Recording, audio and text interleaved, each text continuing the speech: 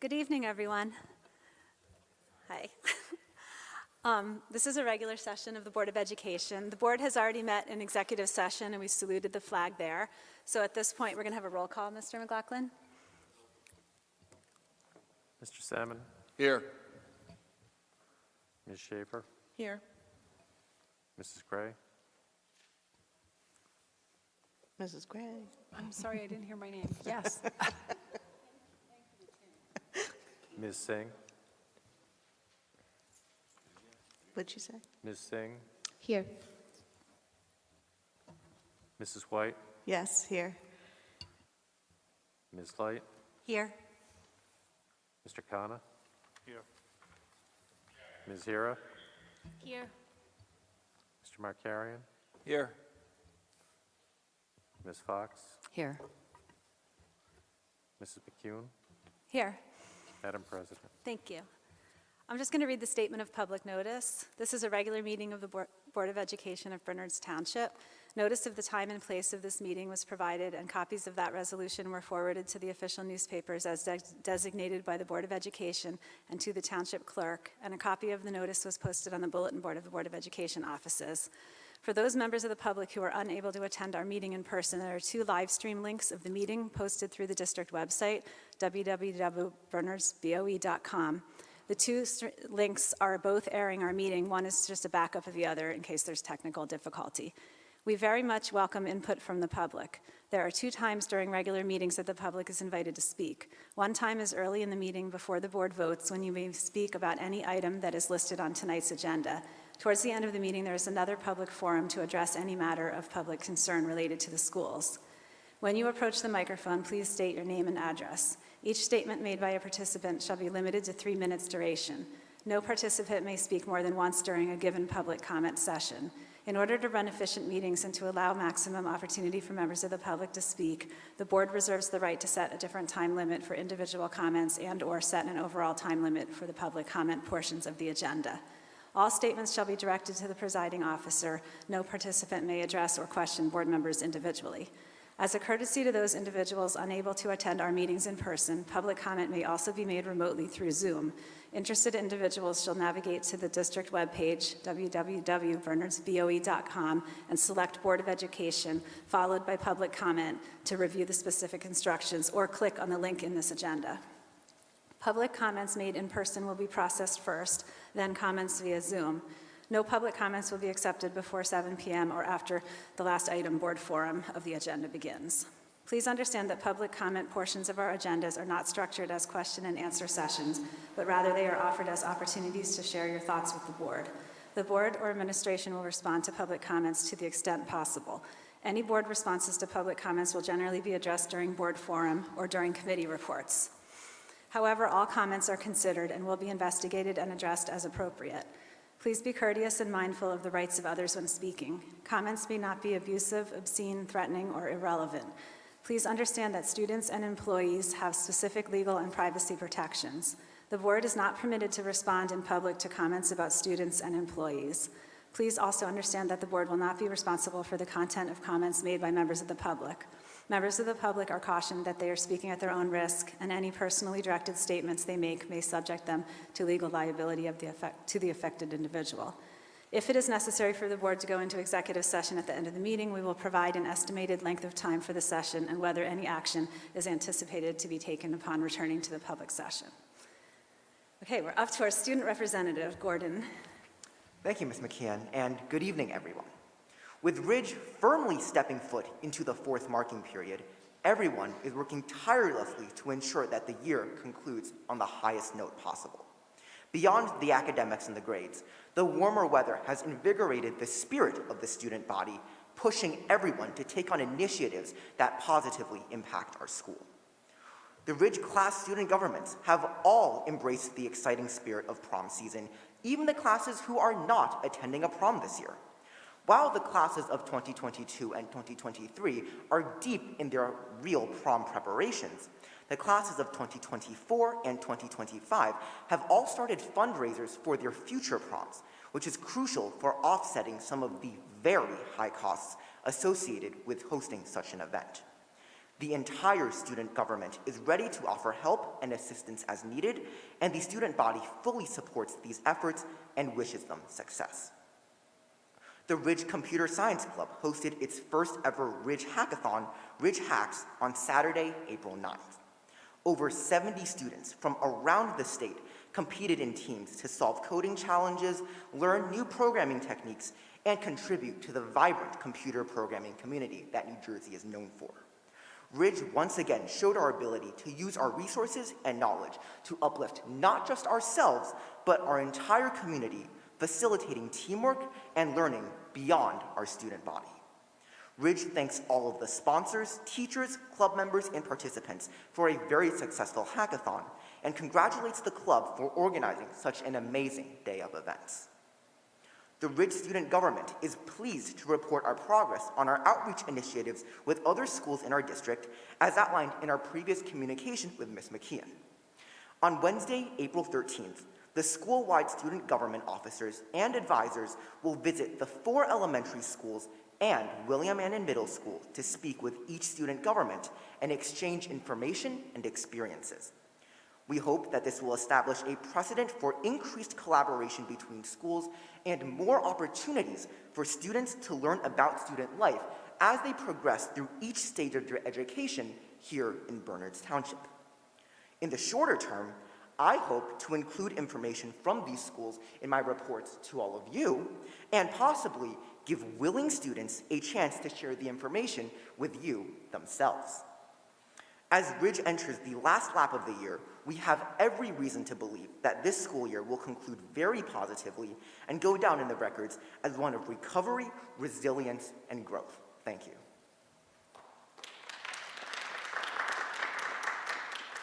Thank you, Gordon. That's really exciting that you're going to be meeting with the younger kids, and we really look forward to hearing what they have to say in addition to your wonderful reports. Does anyone have any questions for Gordon?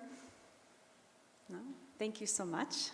Yeah, thank you so much. Absolutely. What we're trying to do is we're trying to see if we can get some of the William Annan Middle School students to actually come and speak here with all of you, because at the end of the day, I don't go to William Annan. Ultimately, they can share what's happening at William Annan the best. So our hope is that there will be willing students who will come, do exactly what I'm doing here, and share what's going on at William Annan, so all of you can hear beyond just what happens at Ridge. Thank you.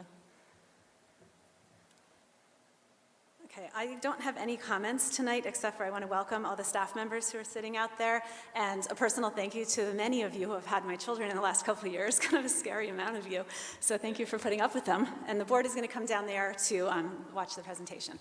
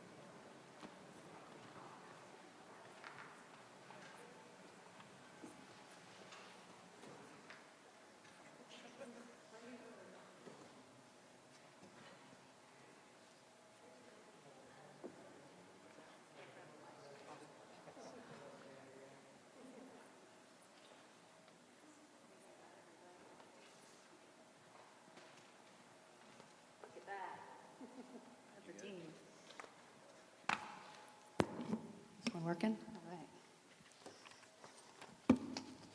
You're not supposed to sit down. In the team. You're in the, just for the beginning. Let me check. Thank you. All right, welcome everyone. It's my great pleasure to be here tonight to talk to you about this subject, a very important subject for all of us and for the district. I'm extremely proud to be here with this amazing team to share the information in the presentation with you from their perspective, but also to represent like the breadth and the depth of the work that's gone into, the past couple of years in keeping school going. So a lot of that work is represented up here, but also beyond. So the team that will be presenting tonight at different points include Mr. Markarian, Mr. Miziak, he's the Supervisor of Science and Technology. Mr. Colmer, Supervisor of Mathematics. Mr. Chris Swanson, teacher at William Anna Middle School. Mr. Alex Blinder, Director of IT. Can't see back there. Melanie Dewey, teacher at William Anna Middle School. Stephanie Ruggiero, teacher at Oak Street Elementary School. Chris Carey, teacher at Liberty Corner Elementary School. Jennifer Kaltenbach, teacher of Ridge High School. And Jeff Stellitano, teacher at Ridge High School. So I told them they could sit down after I made them be introduced, and then they can come up when it's their turn. You don't have to stand there the whole time. Thank you. So our goal this evening is to provide you with a fairly high-level overview of the district technology plan, the district instructional technology plan, but we'll highlight some of the key aspects in greater depth. The full report with this PowerPoint and an executive summary will be posted to the website in the morning. So the district instructional technology plan for 2022 and 2025 has been developed in the same format as the program evaluations we typically conduct on a 5-year cycle of all of our programs. So therefore, it's going to include background information on the district's most recent technology plan and other recent history that comes into play. We'll outline our vision for instructional technology coming out of the pandemic and moving us into the future. We'll outline the current status of our program, or what we call the state of the state, and then we will review the 4 goals we have set for the district. The technology plan has been in development really for the past 2 years, as we also simultaneously navigated the technology needs of students and staff throughout the pandemic. The people on this slide, teachers and administrators, have participated in some way, shape, or form, or had their hand in the work we've done for the past 2 years, off and on as the needs changed. So I wanted to recognize them here. It's taken a lot of work over the last 2 years for us to maintain continuity of instruction, working through several iterations of school, sometimes changing daily. The team here tonight has been working collaboratively this year on the finalization of this plan and our vision for the future. They also assisted us in the implementation of the Student Device Initiative and the planning that went into that for the students and the staff. The last presentation of the District Technology Committee was in November of 2017, and a lot has happened since then. So let's take a look at how we got to where we are today. So I start back in November of 2011. At that time, technology was growing rapidly in school districts, and many had adopted some version of a one-to-one initiative, sometimes only in certain grades or subjects, but most schools were exploring how to effectively integrate technology into instruction. The Technology Committee had been exploring a device initiative and considering whether or not a ratio of 1 device per student was the direction we wanted to take. The recommendation and decision at that time, 2011, was to adopt a BYOT, or Bring Your Own Technology initiative. The full presentation is linked here if anybody wants to read it tomorrow, but this recommendation was made for a few primary reasons. First, the cost per device at that time was $500 for each Chromebook, making it a fairly cost-prohibitive initiative at that time. It was also felt by the committee at that time that students were able to provide themselves with a more robust device than we would ever be able to provide them. So that was the model we went with for the next several years, although we supplemented BYOT with district devices that were housed on Chromebook carts. These were used by teachers in their classes so that when they were using technology, those students who did not have their own device could use a district device. Carts were also used when all students needed to be on the same device in order to access a particular resource or take an assessment digitally. The district devices were also used during state testing. The Chromebook carts were shared across all 6 buildings throughout the test window. This meant we had to spread testing out over several weeks to accommodate the sharing. And additionally, during state testing, Chromebook carts were not available to teachers and students because they were being used for testing. So the District Technology Committee continued to work on meeting the needs of students and staff, and they prepared and adopted the most recent technology plan in June of 2016. In this plan, the committee continued to advocate for the expansion of our Chromebook fleet in order to meet the ever-expanding needs of students and staff. Some of the realities of BYOT were limiting instructionally and did not provide our students with equitable access to technology. For example, the use of technology was dependent on either all students having a device of their own that they could use or the availability of a Chromebook cart. Through the work of that committee, the District Tech Committee, a tech steering committee was formed in 2016, and they formally investigated a one-to-one initiative again. That committee, consisting of teachers, administrators, and school board members, visited other schools that had a one-to-one device plan to see it in action, and they visited some of our classrooms to see demonstrations by teachers who were using technology to meaningfully enhance instruction. At that time, again, the decision was made not to expand our fleet to a one student per device ratio, but to maintain our BYOT practice while also maintaining our current fleet, which at that time was approximately two students for every one device. In 2019, the district adopted the strategic plan. This plan, I think, is noteworthy here for a few reasons. When you read this strategic plan, you will not find any specific goals or sub-goals directly related to expanding our fleet of Chromebooks. And this, I think, is for a couple of reasons. First of all, the district had committed on 2 occasions to maintaining BYOT. But the strategic plan, which is the vision developed by the community in 2019, is the basis for our work for the next couple of years as we continue to implement the strategic plan. In that way, everything in this plan tonight, the technology plan, needs to support what was outlined in the strategic plan as well.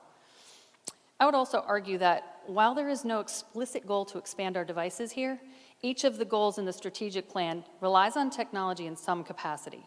Technology is an integral part of the work we do both behind the scenes and with students. In fact, technology really permeates all of our lives and as such is fundamentally related to all of the work we do.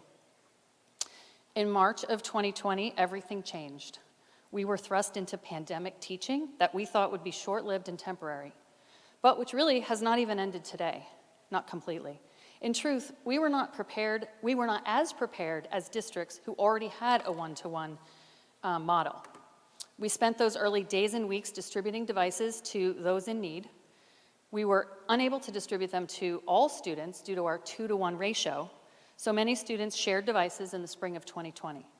This worked because we employed an asynchronous model of instruction. But in truth, we had really no other choice because every student didn't have their own device.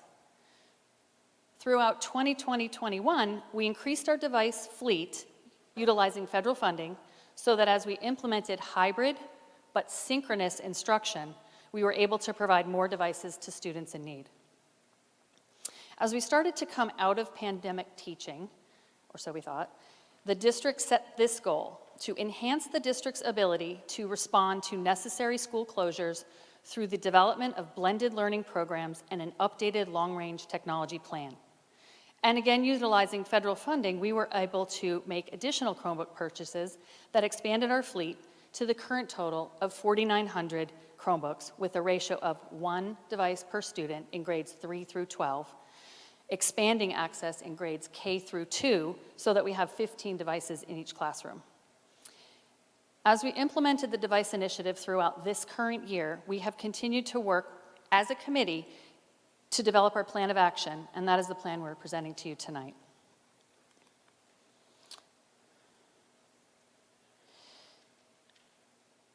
So this technology plan supports our existing district mission and philosophy, but it also builds upon it to embrace the positive aspects of what remote crisis teaching taught us. Believe it or not, there were some good lessons. It taught us the importance of being ready for an emergency, for one. It taught us the value of having staff and students develop the skills necessary to pivot if needed. It taught us how instruction can be different in other positive ways as well.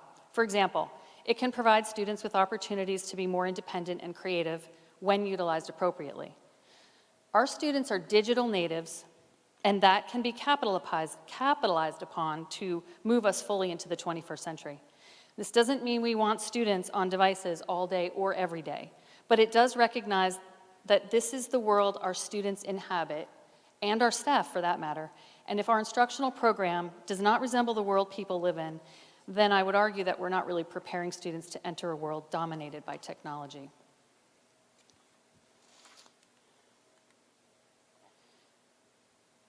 Our plan supports our mission by providing students and teachers with fluid access to technology. This is the important part.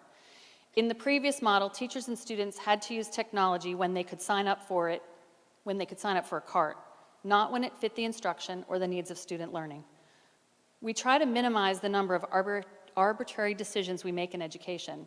And using technology in class on the second Tuesday of next month, because that's when I was able to sign up a CART, is an arbitrary constraint on teacher planning that does not allow them to maximize its use to best support student learning. Our vision is for this fluid access to be utilized to maximize student potential and lifelong learning through equity, differentiation, active engagement in learning, and independence. These things will help us prepare students to become contributing members of the 21st century society of digital citizens who embody these skills: creativity, collaboration, critical thinking. These are the skills the workforce is looking for and what colleges are looking for. So we should be preparing students for that as well. That last bullet is very important as well. We don't want to lose sight of the role that empathy and responsibility has in the work we do. We can teach students how to utilize technology without forgetting about the importance of these traits, and we can build them into the work students do. We feel it's important to identify what this vision also means for teachers and for parents. Many teachers are highly skilled in this area already, and if they weren't before the pandemic, many are now. Many, however, will still require training and support in achieving the goals of this plan. We are committed to working to identify appropriate training and PD opportunities, professional development opportunities, while also working to foster an appropriate infusion of technology into instruction. This doesn't mean we want students always using technology, but it does mean we feel it's our responsibility to help our students become responsible users of technology and develop great appropriate skills that will help them navigate this ever-changing world. Similarly, we believe it's important to partner with parents in making the most meaningful use of technology. Mr. Blinder?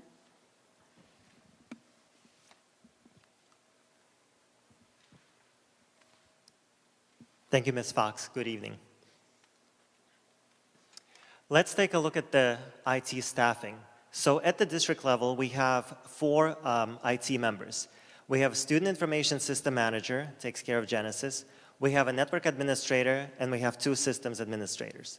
At the high school level, we have a high school technician, and then we have a IT specialist taking care of the high school supporting students and staff. At the middle school, we have 1 IT specialist, and at the 4 elementary schools, we have 2 IT technicians. So they're shared. We have a technician taking care of Liberty Corner and Oak Street, and then we have another technician taking care of Mount Prospect and Cedar Hill. Our district operational systems include Genesis Student Information System. We have Frontline and SchoolFi. We use that in human resources. We have CDK that's used by our business office, financial software. Google Suite is used by our teachers and staff and students. And School Messenger is relatively new. We use that for emergency notifications and communication. On the right side, we have hardware listed. So we support 4,900 student Chromebooks. Every teacher is issued a Windows device, so we support Lenovo Windows devices. We have 8 supplemental Chromebook carts. We have 8 computer labs, 204 document cameras, as well as 331 Yeti microphones. Those were added in response to the pandemic and remote learning just in the last 2 years. We have the laser printers. We have classroom projectors in every classroom, and we provide interactive pens to the teachers. We have over 48 of district-approved apps for education and supplemental supplies such as HDMI cables and USB cables. Total, over 7,000 pieces of different hardware that we support as a department. As far as software, we have purchased and free instructional software. So this is not business software. This is specifically software that's used by instruction. On the left side is an example, Discovery Education Service. That's an example of a purchased software. On the right side, we have free software such as Clever, Google Classroom, for example, and Quiz. And now to Mr. Miziak.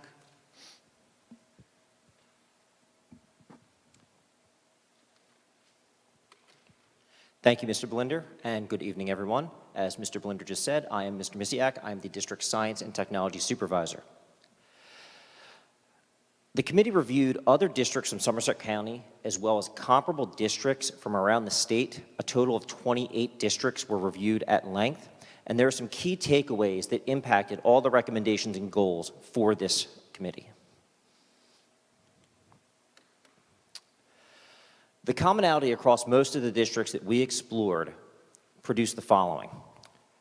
Chromebooks were the prevailing platform that we found in districts implementing a one-to-one district-owned student device initiative. In some cases, districts that had previously used another platform back when the steering committee had done its research have since switched over to a Chromebook model. Touchscreens were an apparent driving force at the lower grade bands in device selection. You'll see that with touch screen Chromebooks, as well as the use of iPads for some districts. The Microsoft Surface, is also a touchscreen capable device. One of the big ones was that districts abandoned their Bring Your Own Technology, or BYOT, initiatives upon implementation of a district-owned one-to-one device initiative. And most of the districts explored some type of classroom management software to support their district-owned devices. I now want to hand things back over to Mr. Blinder, who will introduce our goals at length. Thank you.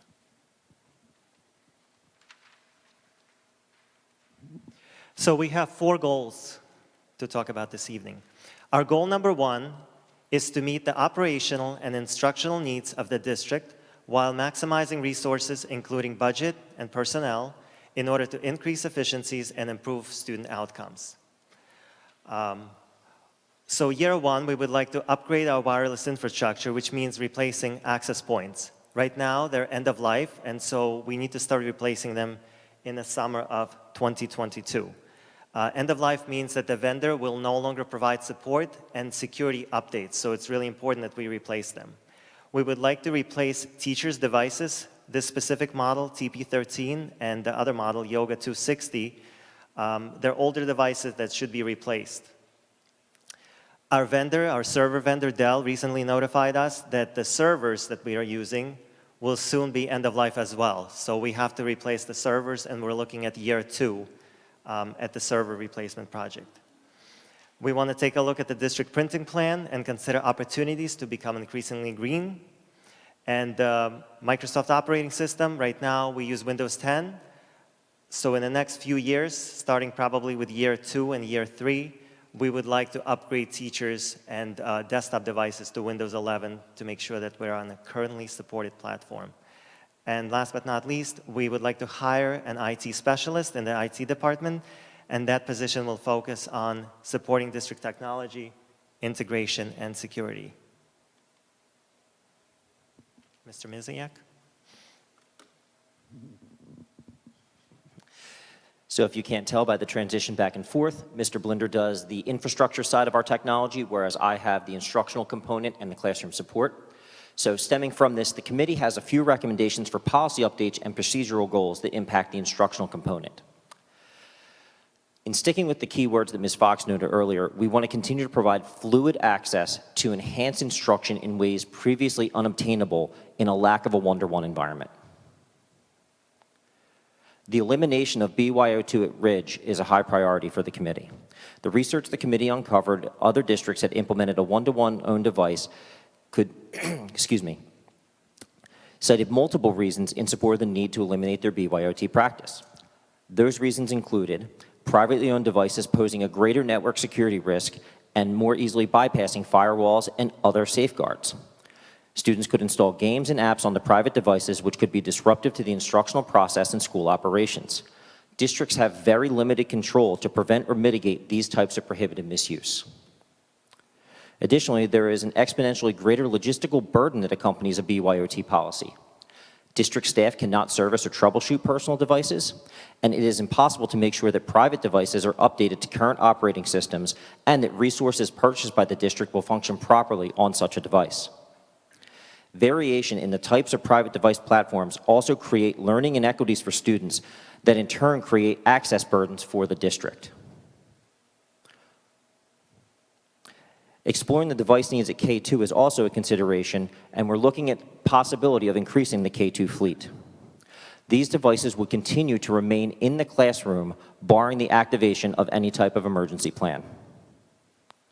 As was noted a few slides back, most of the one-to-one districts that were utilizing district-owned devices have implemented some type of classroom management system. District teachers who have worked on this committee for the past several months will be speaking more about this need later in this presentation. Now to transition to Goal 2, I'd like to introduce our math supervisor, Mr. Grant Colmer.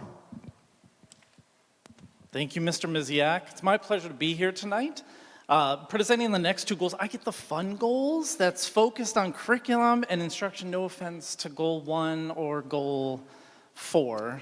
No problem. So with the implementation of the Student Device Initiative and the ever-increasing prevalence of technology within our lives, this goal centers around how technology pertains to the curriculum and instructional practices within the classroom setting.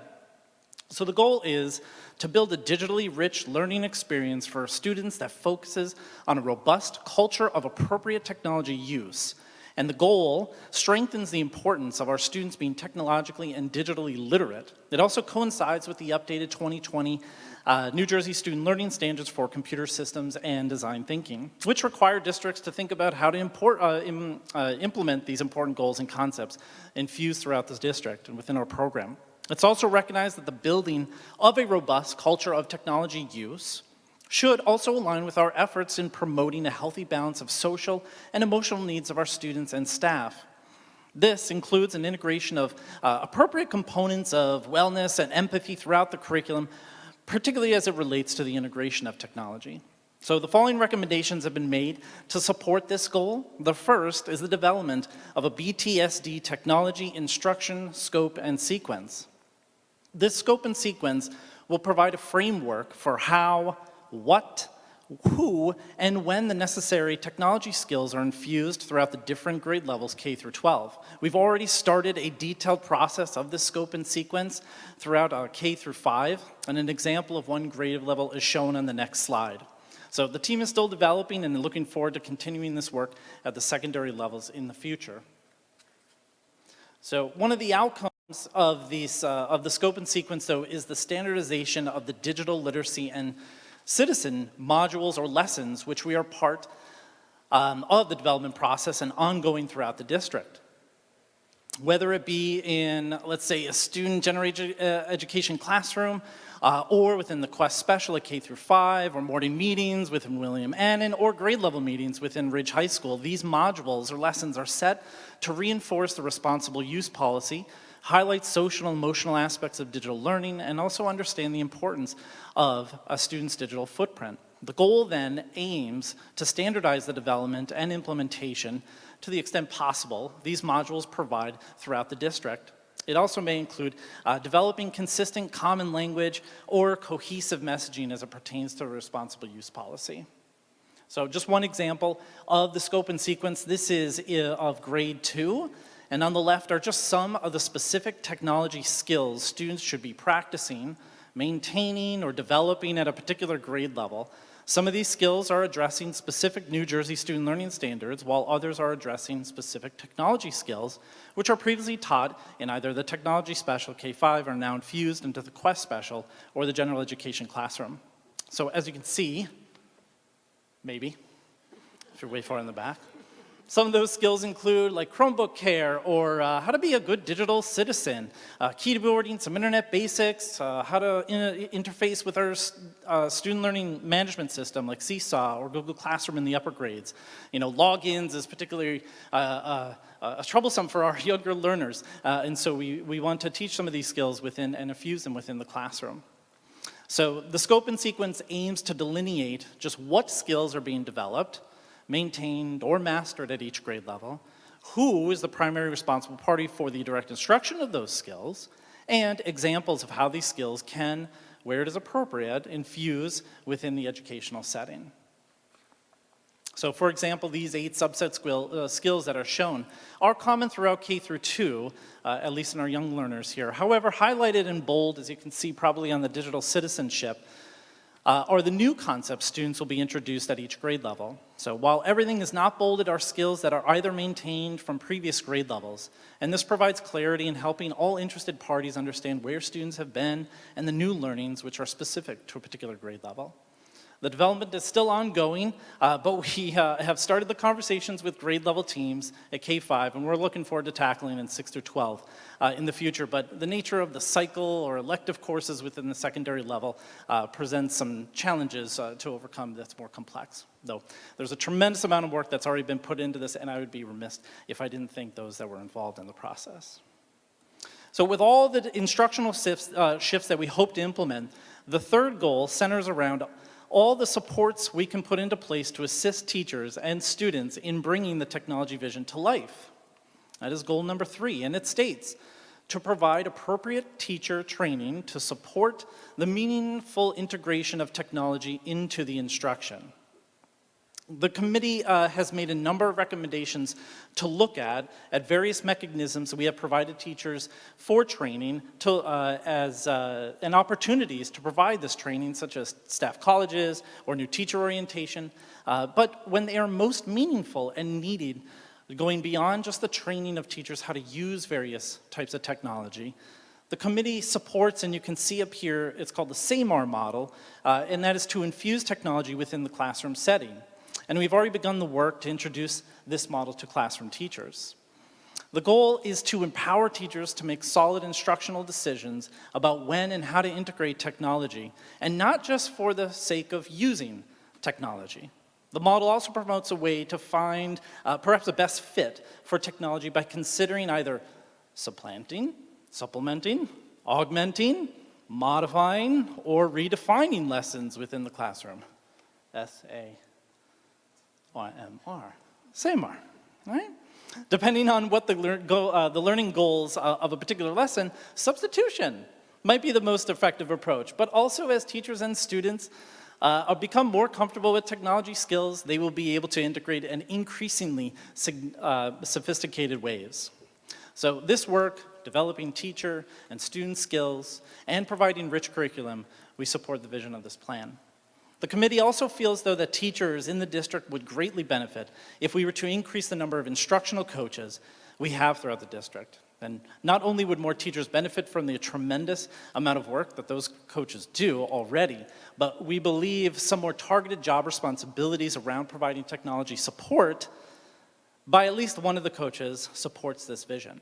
And finally, much can be done to ensure that staff are aware of all the accessibility features available in many of the programs the district has invested in, and that they are providing to the students who need them. So a couple of examples such as text-to-speech or speech-to-text are some really important ones that we can already infuse within our classroom.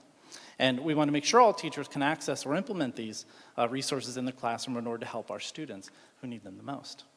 And so with that, I will turn it back over to Ms. Fox to explain goal number 4. Thank you, Mr. Colmer. Our fourth and final goal is focused on the important work of communication and collaboration.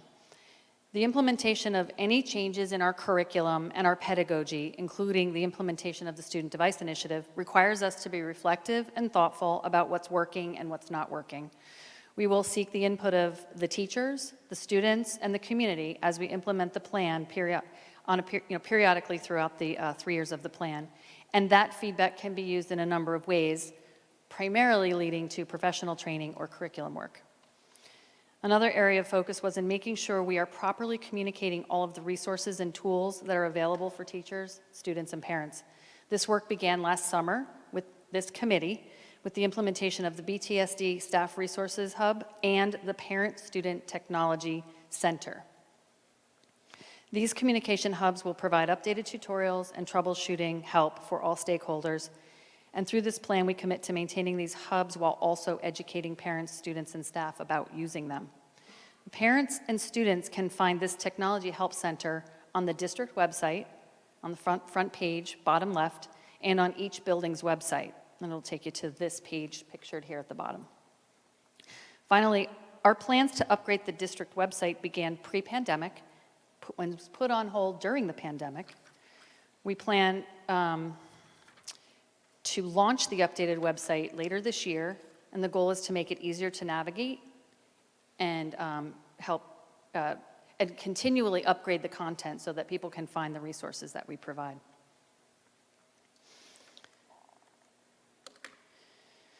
So Mr. Miziak reviewed several components of Goal 1, including the implementation of the Student Device Initiative.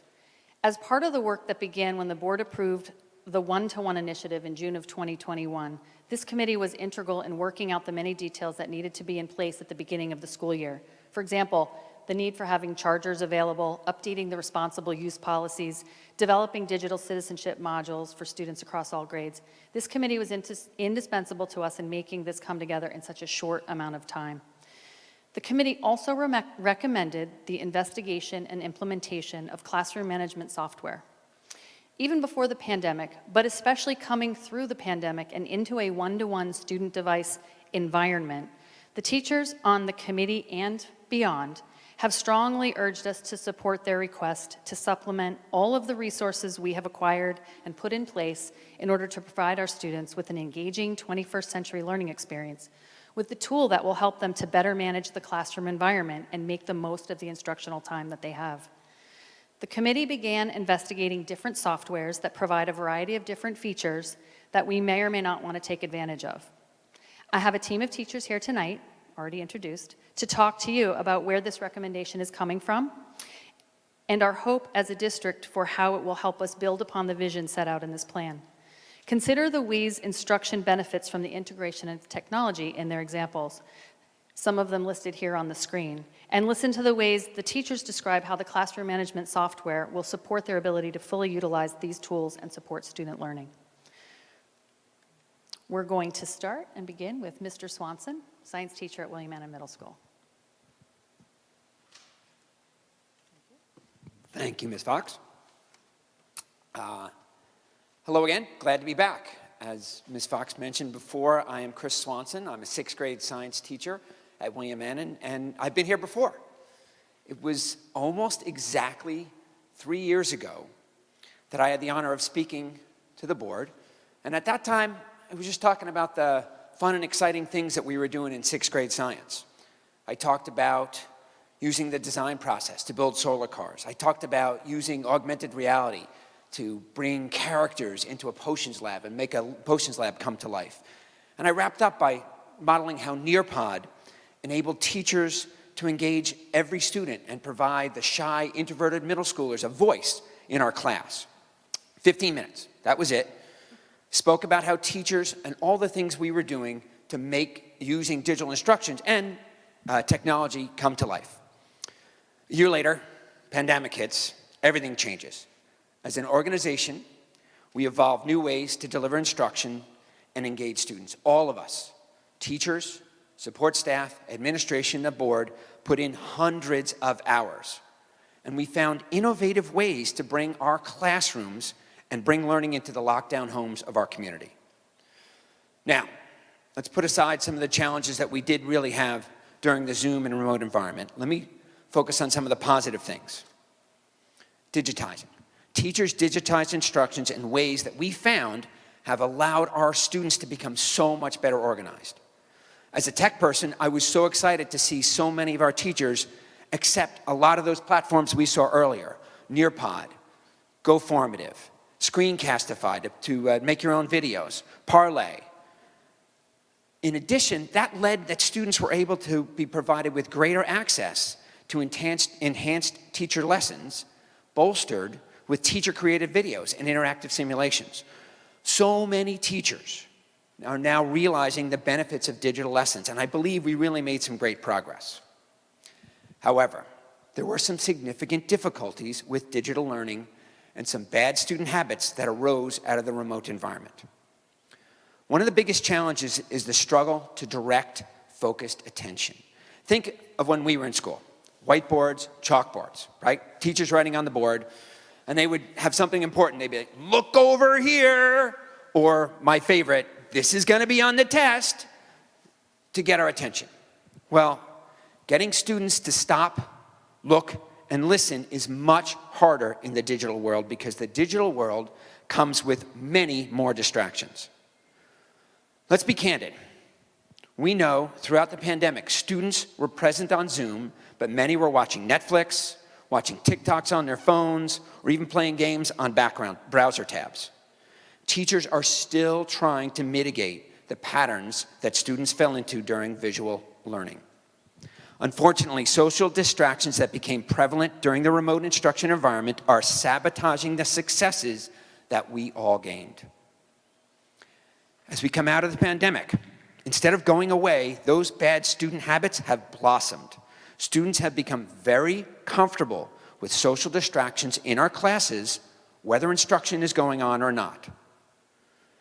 Coming back to the classroom, we believed that a teacher's presence would be enough to cease this behavior. We had believed that if a teacher needed to spend one-on-one time with a struggling student, they did not have to worry that other students would immediately open up a non-academic tab on their Chromebook.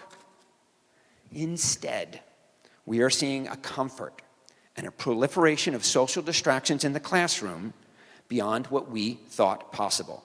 Students are bragging about their ability to hide their distractions. A couple swift keystrokes, the minute the teacher comes near.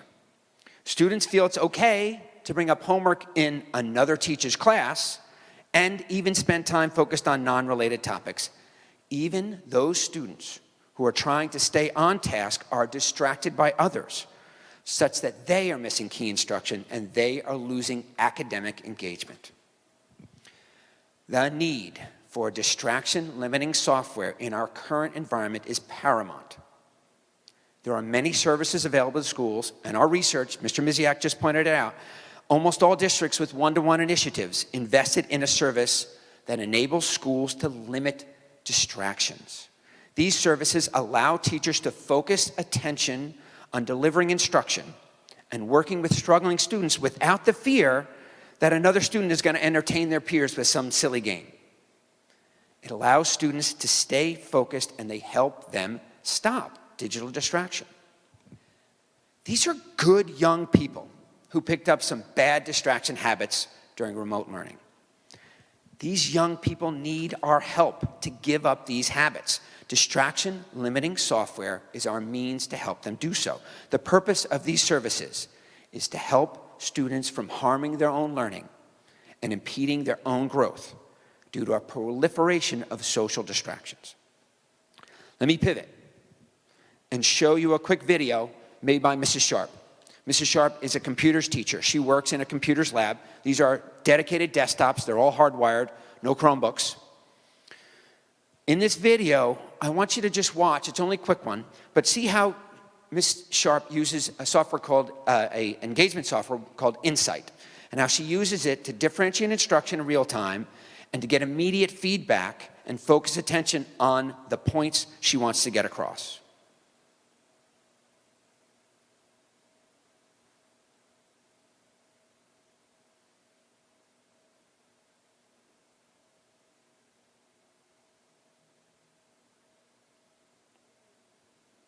There's no sound.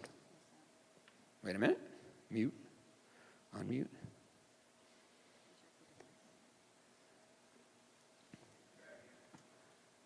Try it now. Oh, good. Hold on. How fun is this?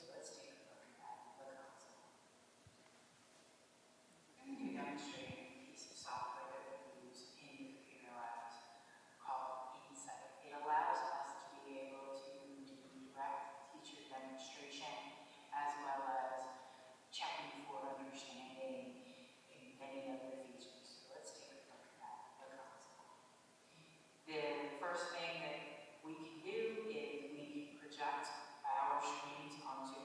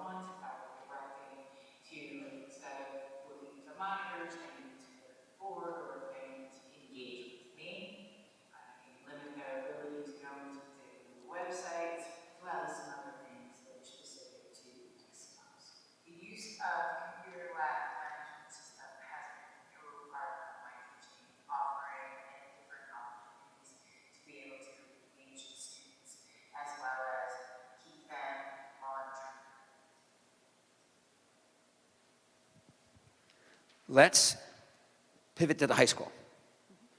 I think, Mr. Stellantano, Ms. Caldermack.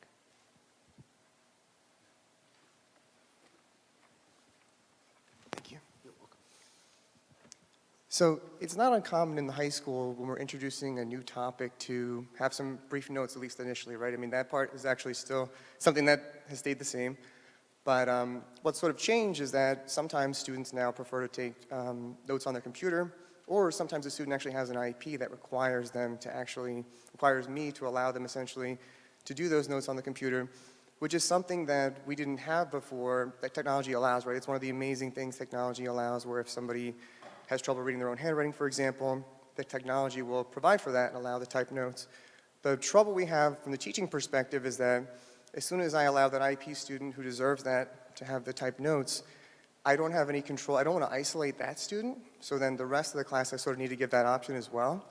And once the rest of the class has that option, as I'm at the front sort of going between videos and demonstration and some of the slides and trying to teach the abstract concepts that come with chemistry and forensic science that I teach, essentially I cannot keep an eye, I can't see what they're doing from behind their laptop. So sort of imagine the perspective of being at the front of the room, trying to switch between these various software and show these different things, and you can't see, like, then the kids, you just see the back of their laptops, and you're just like hoping and praying, like, I hope they're doing what they should be doing type thing. So even just from the note-taking perspective, this is affecting that. Usually as well, like for example in chemistry, after we've done the initial introduction to material, I'll go through and we'll use a software called WebAssign, or other teachers also use a software called GoFormative. These are amazing software that provide instantaneous feedback that we couldn't otherwise do, essentially. So 24 students in a classroom could have 24 different mistakes they're making, and the software will tell them direct feedback of, a hint, you may want to fix this a little bit. Something that wouldn't be possible, essentially, in our regular teaching. But again, the trouble also becomes with the tools at our current disposal, I have no control over what else happens on the computer, pretty much.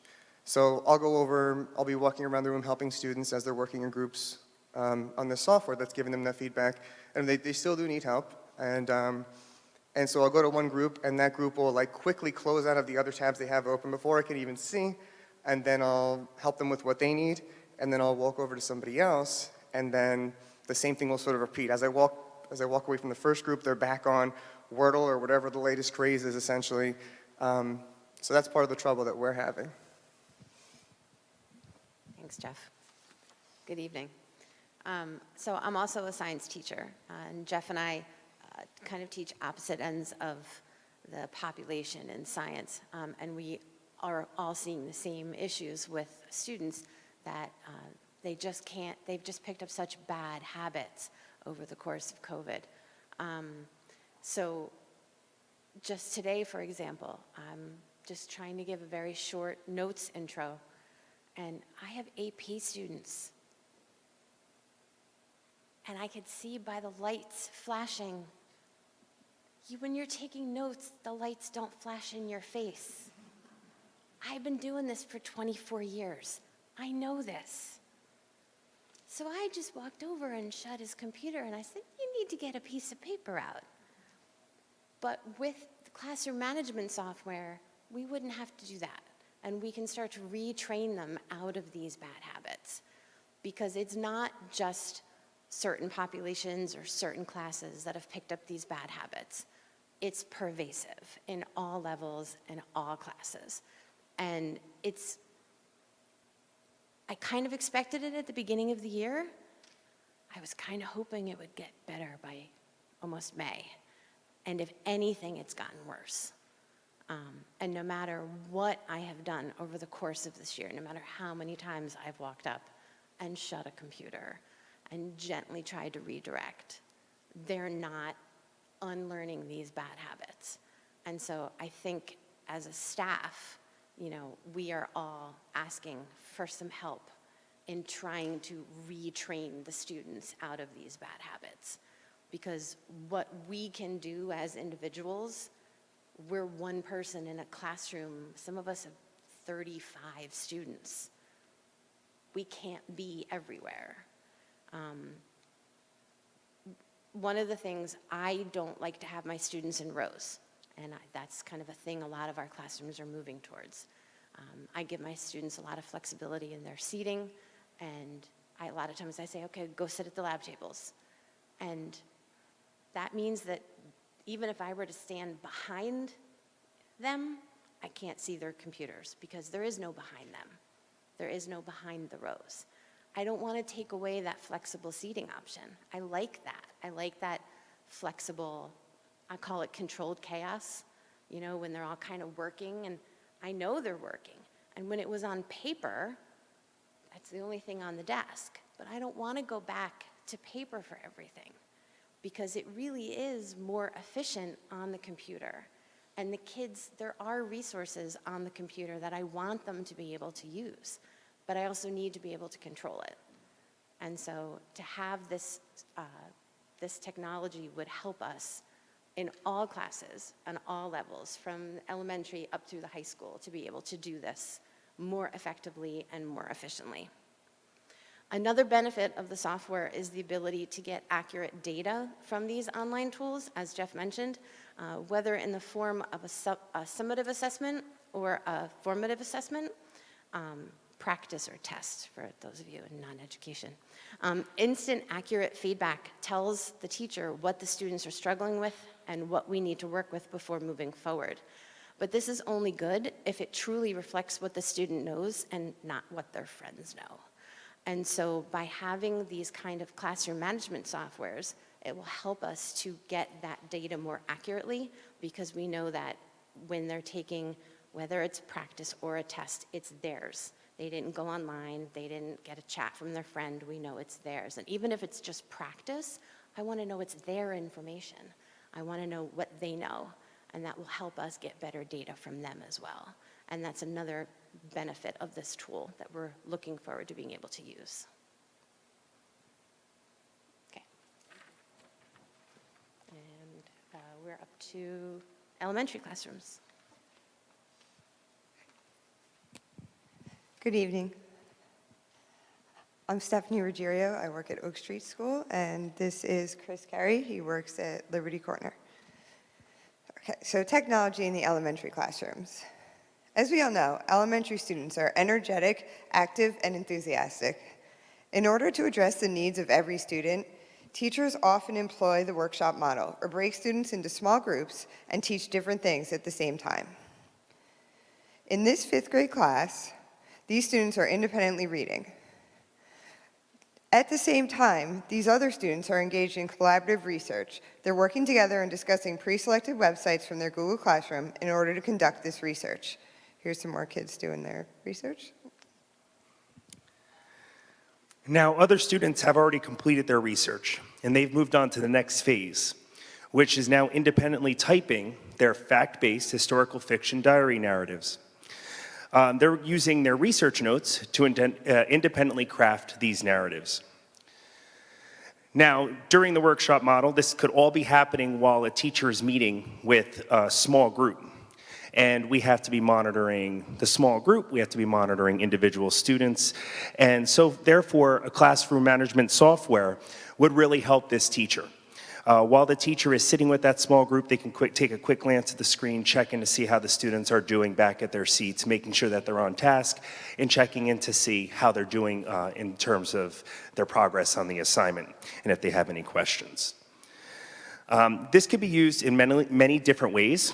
So first, a teacher could see what's happening on student computers in real time, and if a student is off task, it could be addressed directly in the moment. Another way classroom management software could be helpful is by allowing the teacher to limit the number of tabs the student has open at once. 5th graders often need multiple tabs to complete a task, but multitasking effectively is hard and a skill that needs to be explicitly taught.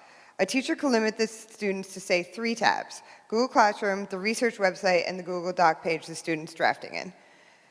The student does not need 15 tabs open.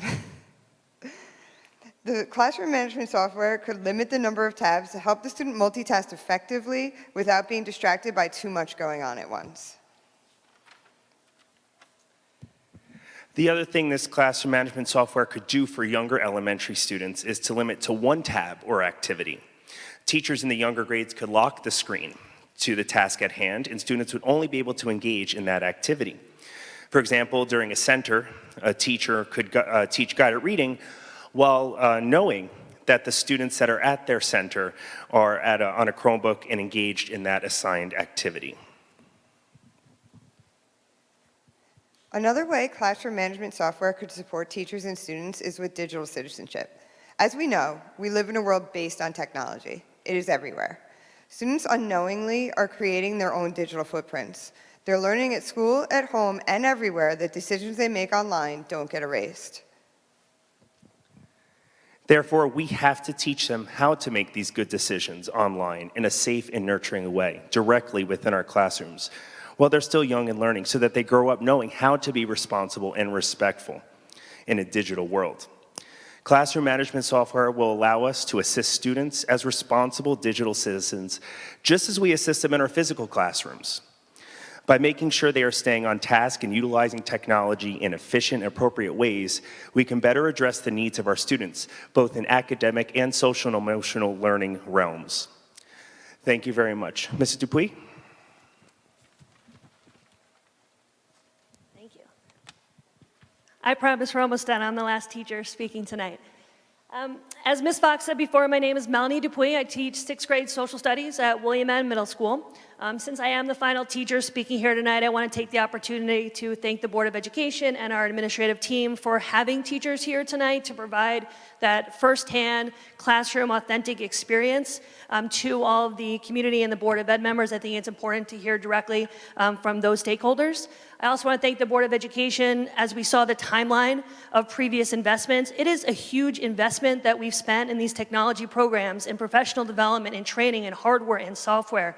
And teachers have really, especially since the pandemic, but even before, have really jumped on board and have spent the last decade augmenting and improving our classroom instruction and really transforming the types of activities and lessons we can do for our students. So I thank the Board of Ed for that investment. I think our colleagues, my colleagues tonight, have really painted a very clear picture that we need an additional tool in our arsenal so that we can fully capitalize on that investment. It's money, it's time, it's training and professional development, and I don't want to see teachers get frustrated and give up on programs that we spend so much time working on because of the difficulties managing what students have on their computers at any given time.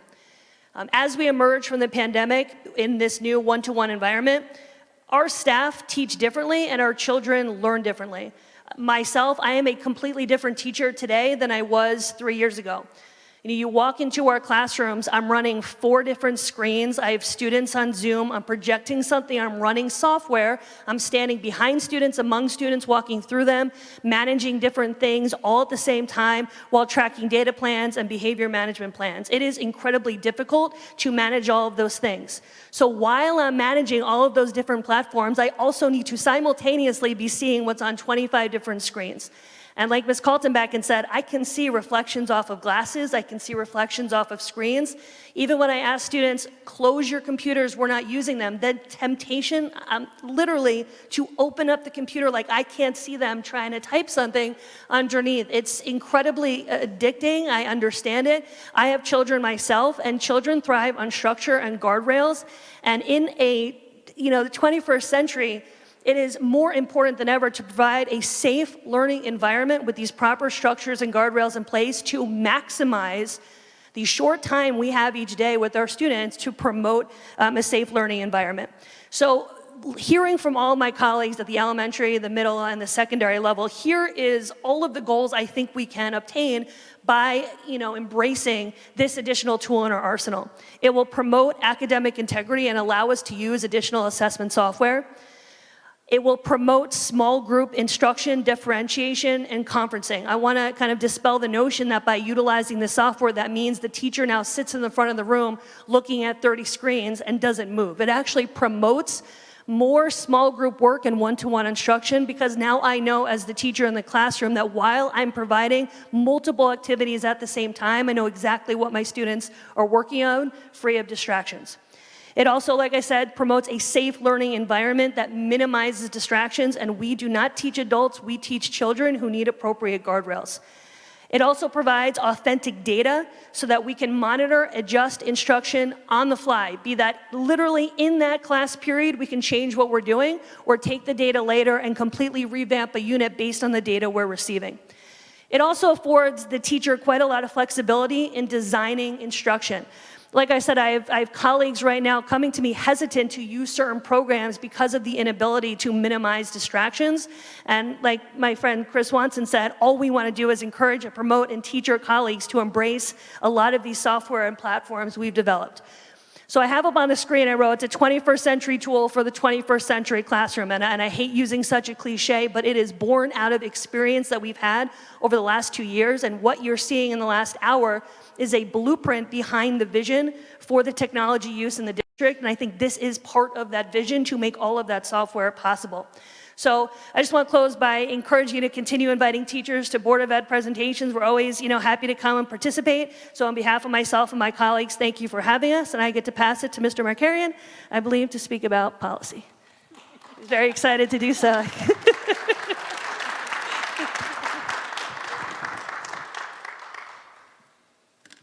I guess that's a tough act to follow, right? Yeah, so just so that you guys know, as teachers, in the spirit of lifelong learning, as we've gone through this technology fun in the last couple of years with the pandemic, I too have been learning, right? And I learned that it is a problem to have so many tabs open on a screen. So I solved this problem by learning how to hide all those tabs into subtabs so that I would have fewer tabs on my screen. Then I ran into the problem of where I had too many of these tabs that held all my subtabs, so I just got 2 more screens. Spread them all out, problem solved. So in all seriousness, I do want to thank you guys for being here tonight, obviously for the benefit of the board and for the public, but also I know from so many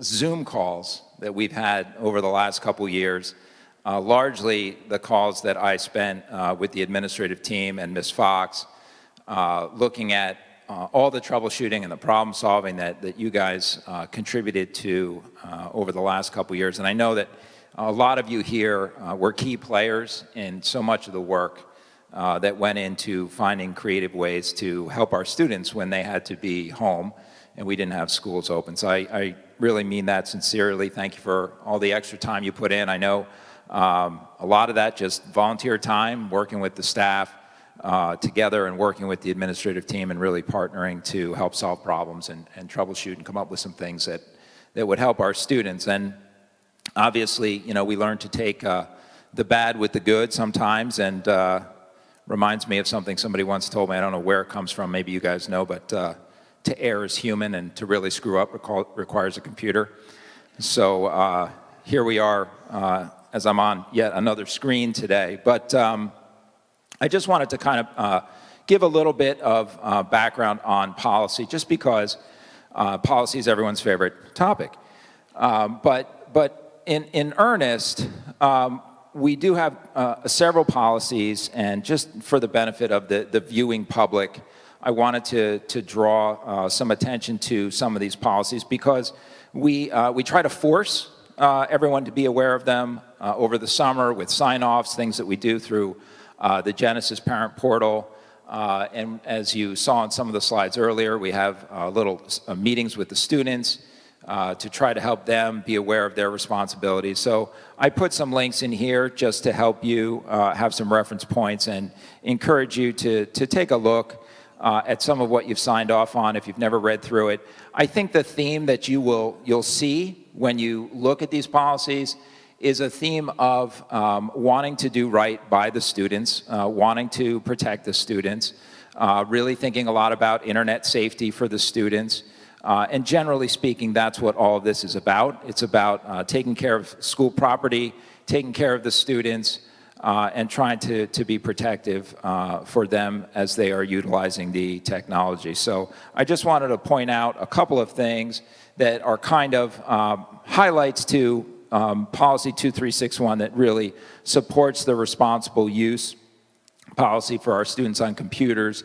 And so I excerpted a few pieces directly from that policy and regulation so you could see a little bit of what I mean.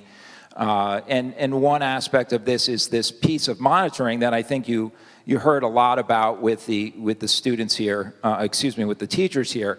And this isn't about trying to play gotcha in any sense of the word, or even to be invasive in any way at all. It's really about, as was described here, a classroom management tool that would really go a long way to help the staff in managing what's going on during the school day in the classrooms, to be able to manage what the students are accessing and trying to really help keep the students more focused and not distracted. The second bullet point is actually one of the things that the policy calls out for the students to not do, right? To not engage in things that don't advance the educational purpose for which computer networks and computers are provided, right? So we don't want to, the goal is not to provide the technology so that the students can be distracted, right? The goal is to provide the technology to enhance the instructional process. Other things, inappropriate online behavior, inappropriate interaction with other individuals on social networking sites and in chat rooms, right? We didn't get Chromebooks so the kids could chat between each other, from room 200 to room 400, right? That's not the goal, and I think you're hearing the staff kind of report out that as much as they want to use the tools to enhance the experience for the kids, they want to add some guide rails that would help them do that.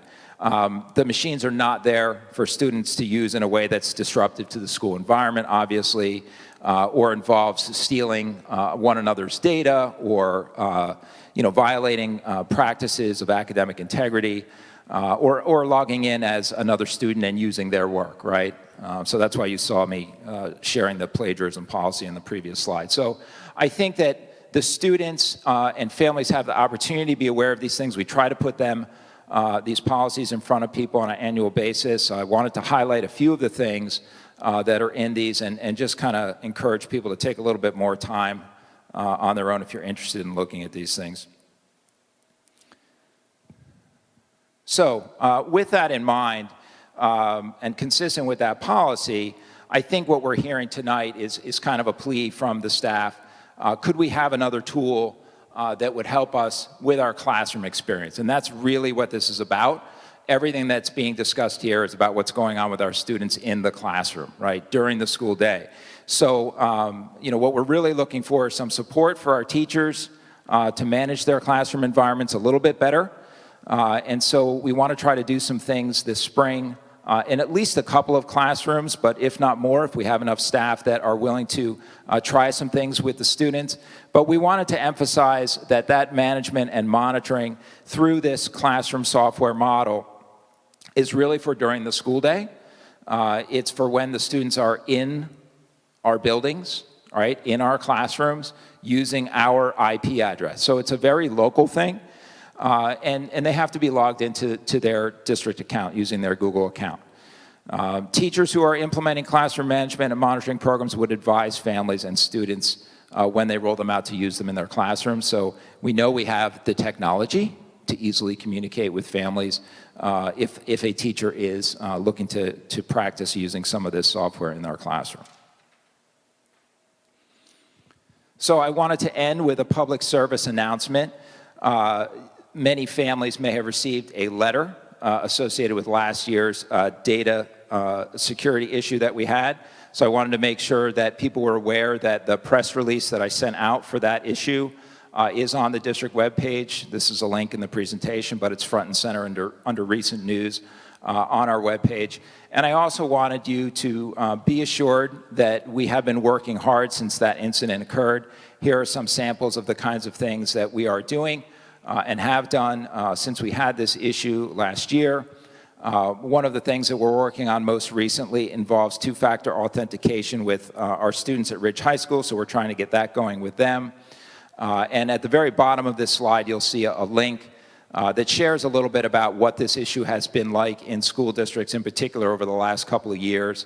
That link is from New Jersey School Boards Association and talks about this problem that's happened in dozens and dozens of school districts across the state of New Jersey. And I do want to also emphasize that the data security press release does include a call center for people to utilize if they have any questions about any mailings that they received with regard to this issue from last year. You know, and I know that that's a frustrating thing. Something that happens last year, I get a notice about a year later. Why is that?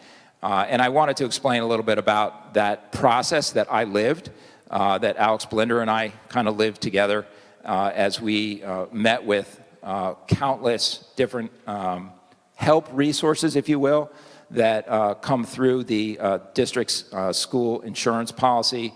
When you have an incident like this, they kind of team you up. They help you out with attorneys and all the individuals that respond to this type of an attack, and they help you through the process. And one of the things we learned is that the process of going through your data is a very long and time-consuming process, and it just takes a really long time to drill down to the point where you could actually say to somebody, you as an individual may have had this piece X of data compromised in some way, and being able to identify that on a per-person basis, per piece of data, takes a really long time, and that's why the letters finally came out almost a year later on an individual basis. So I wanted to clarify that question. And finally, I wanted to kind of pitch, again, the BT Connect meeting that Ms. Fox mentioned a little earlier tonight. That is going to be on May 19th, 2022. Technology and education. We know that this has been an intense process over the last few years, intensified even more this year as we rolled out one-to-one with the benefit of some federal funding that helped us make that happen. So we really look forward to getting feedback from families about how things are going and getting direct feedback from our students as well.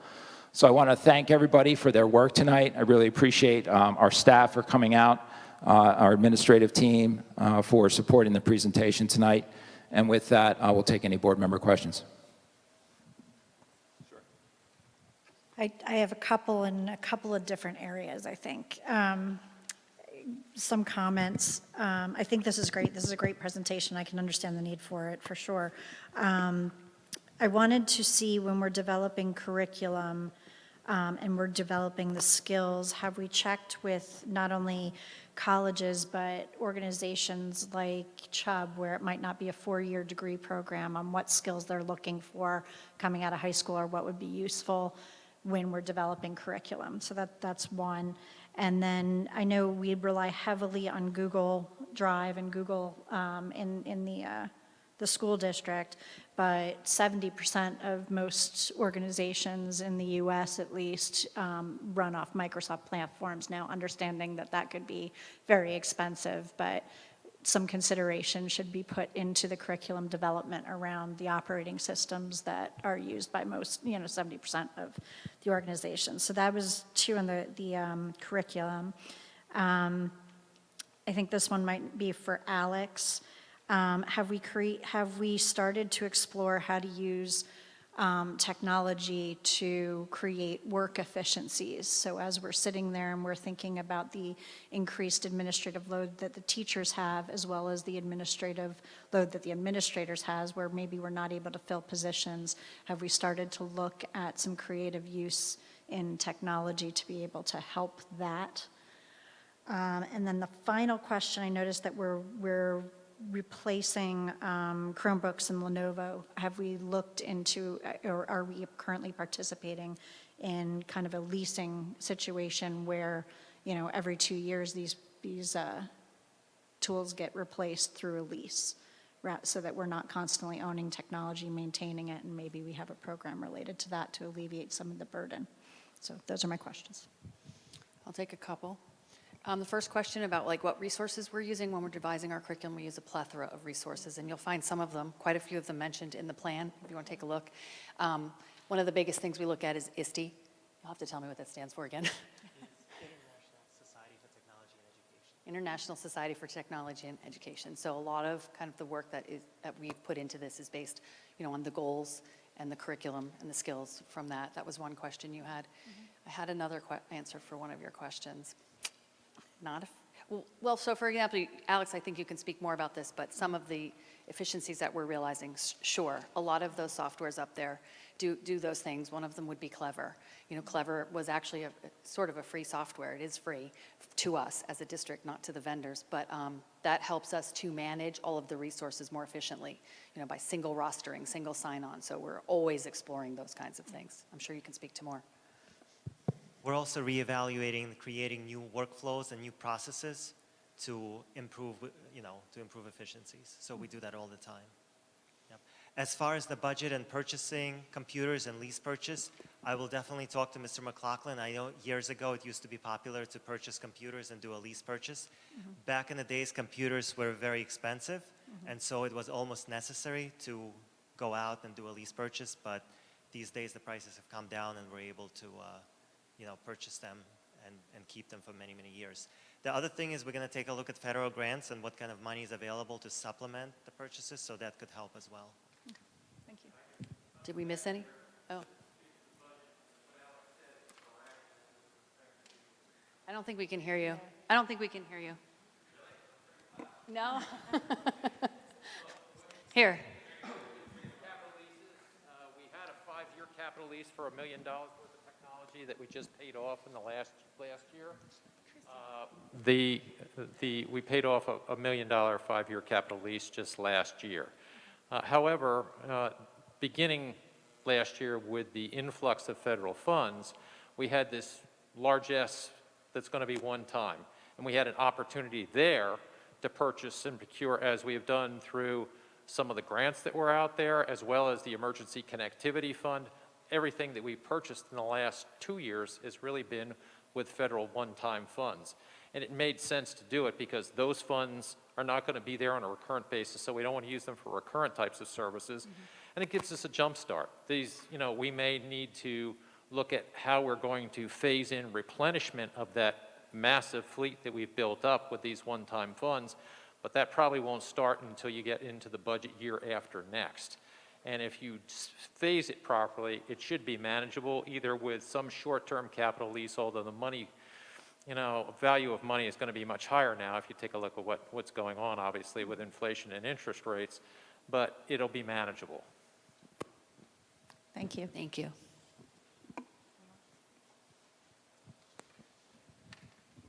I don't really have a question, but I just want to thank everyone who came tonight and presented. As much as you enjoy being here, we really appreciate hearing from you, and we appreciate just, seeing all of our wonderful staff in action for us the way they are for our students. So thank you. Yeah, I'd like to echo that. Gordon is definitely the highlight of my board meetings, but teachers also. So students and teachers are really where board meetings are at, I think, these days. That was a fantastic presentation. I had 2 quick questions. Mr. Steltano brought up students with IEPs. So I noticed that one of the goals is to basically push out Chromebooks as the device of choice for the district. I'm assuming that if there's some software that does not fit on a Chromebook or something like that, does not work with a Chromebook, then we would work with the student for their IEP or something. Sure. Right, okay, so it wouldn't be that everybody has to use a Chromebook regardless, right, okay. And then the other thing was, in the trial that you all want to do in the spring, I'm assuming that's going to some of it's going to be at the high school, which is BYOT now, and we're not planning on replacing BYOT until next year. So is that going to be run just on Chromebooks to simulate what it would look like next year, rather than running on Macs and Microsoft's devices this year? Just a thought. It's certainly something to talk about. Yeah. It depends on, I think Mr. Miziak can address that a little bit. It depends on some of the way we set up the restrictions. Just make sure the kids know that it wasn't my idea, it was your idea to tell them not to use their MacBooks, okay? All right. Certainly. So I think it's on. So right now, we do have, every student at Ridge has been issued a district Chromebook, and we have still allowed them to bring in a personally owned device. Theoretically, they should be bringing their Chromebook every day. That's the required piece of technology, because the policies as they're written right now give the teacher the discretion. So if you walk into Ms. Kaltenbach or Mr. Steltano's room, who are teachers at Ridge, they actually have discretion over, hey guys, today we're pushing something out that must use the Chromebook. One of the hurdles we're running into right now is, truthfully, a kid doesn't want to carry the extra weight, and when they're looking at MacBook and Chromebook, they come in with MacBook, they come into Ms. Kaltenbach's classroom, and like, no, I didn't bring my Chromebook. So Ms. Kaltenbach has to make this decision on the fly. Do I allow the kid to use the MacBook, even though that is now running softwares I didn't intend? Or do I send the student to the library, having them miss class time to borrow a loaner device that then has to be returned and causing this logistical nightmare? This is one of those logistical things I brought up with earlier in the presentation. So relative to your question about the pilot, because that policy says the teachers have discretion, if a teacher's participating in the pilot, they would give advance notice and say, you're going to need your Chromebook and you're going to need it every day. You might as well leave the MacBook at home because you're not going to be able to use it. And that is in alignment with that responsible use policy that we have right now. I just fired a lot at you. Did I ultimately circumvent to that question? Thank you. Excellent. Thank you, Mr. Miziak. Yeah, I also wanted to say thank you. It was a really great presentation. It kind of answered some of the questions that other parents and myself had brought up when we first started talking about this. Because people say, well, aren't we already blocking sites we don't want the kids to be allowed to go on? You know, aren't there already controls at school? But listening to some of my child's teachers tonight, I know that he's doing his homework in other classes because he's not doing it at home. So even if they're only on Google Classroom and school-sponsored sites, they may not be paying attention to what you want them to be paying attention. They've got other things open. So I think it was really great hearing it firsthand from you guys of some of what you're dealing with in the classroom. Because I think a lot of you know, parents are thinking, you know, the kids are good kids. They're not doing, I mean, they're not all doing bad things at school. Most of them aren't, but they are distracted and they're doing other stuff. They're multitasking all the time. And we know, personally speaking, we can't really concentrate that well when we're doing that. So, thank you. Just to add to that, I also want to say, I think you were very clear with what you were looking to do and what you are not looking to do. And I think that was the biggest misconception. A number of people were concerned that you wanted to monitor what their children were doing all times of day and night, at home, on weekends, at 2 a.m., at 6 a.m. And you're very clear that this is to take place in school, on a school device, during school hours, during class, and that it is to keep our kids on track, on task, engaged, learning, not watching Netflix, not watching Hulu, not playing computer games, not chatting with their friends in another class. And I hope it's put to rest the worries that parents had that we want to know what's going on 24/7 with their children, because that's not the reality of this. And this presentation was explicitly clear about what you want to do. So thank you very much. I'd also like to say thank you. I just want to also emphasize that we started with the very first slide, that this is about the educational technology plan. And, we kind of tacked this public service announcement on the end, but the information that the teachers were talking about, the software that they're looking for, the support that they're looking for, the guardrails, as somebody used, which I loved, is technology that's affecting the education of the students. It's not necessarily related to this cybersecurity issue. So these are two sort of different pieces of it. And I just want to make sure there is no, panacea to solve every single issue of problematic computing, whether it's students or outsiders, but that these are two different issues. The software that we're talking about for in classroom monitoring is not going to solve outside bad actors coming in. No. That's correct? Correct. Okay. It's just under the umbrella of the IT department, right, and the entire technology plan. Absolutely. Thank you. Anybody else? Okay. Thanks, Thank you. everybody.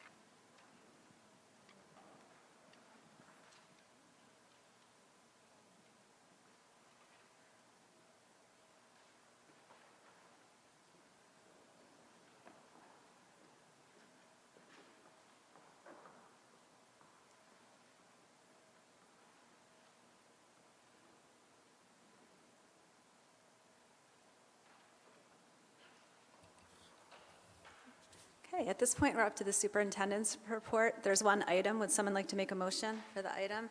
Mrs. Gray and Mr. Salmon? Did you have anything? No? Okay, so we'll just have a roll call for that item, Mr. McLaughlin. Mr. Salmon? Yes. Ms. Schaefer? Yes. Mrs. Gray? Yes. Ms. Singh? Yes. Mrs. White? Yes. Ms. Light? Yes. Mr. Khanna? Yes. Ms. Hira? Yes. Mrs. McCune? Yes, Madam President. thank you. Okay, at this time, we're up to public comment on agenda items. If you have any comments or questions, please come up and tell us your name and address. You can sign in after you speak. The sign-in clipboard is right there by the microphone.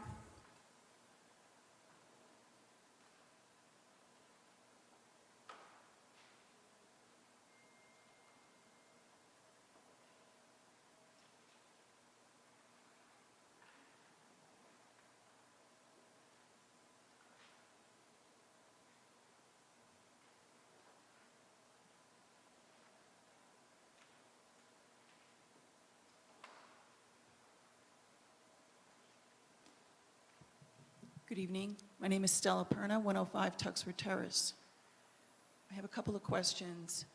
This software that you were speaking about tonight, the classroom management software, are we voting on it tonight? Is that the intention of this Stella, meeting? can you Yeah. raise the mic up or get closer to it, please? Yes, once again, I'm trying to understand, are we voting tonight on the classroom management software this evening? Is that the intent? I have a suggestion, because that's what I do. How about no technology? What a concept. No technology in elementary school. Go back to pencil and paper and chalk and chalkboards. You would eliminate a lot of the problems in this district. My vote is no for this classroom management software. There are ways to get around it.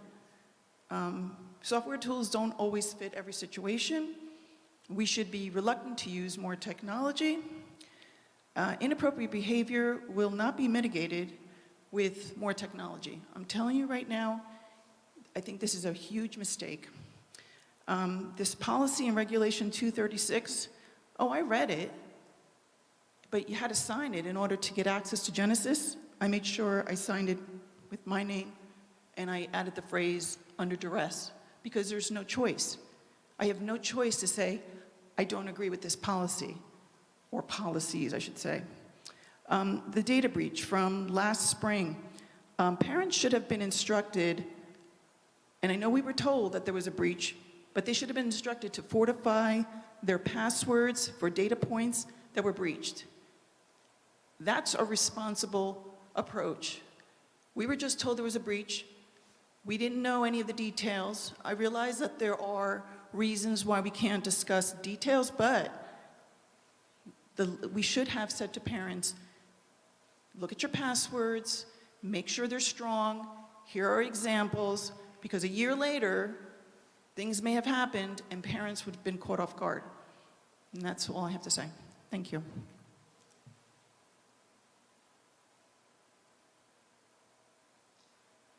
Is there anyone else here for public comment? Do we have anybody on Zoom, Kristen? No? Okay, no one else for public comment on agenda items. I will close public comment.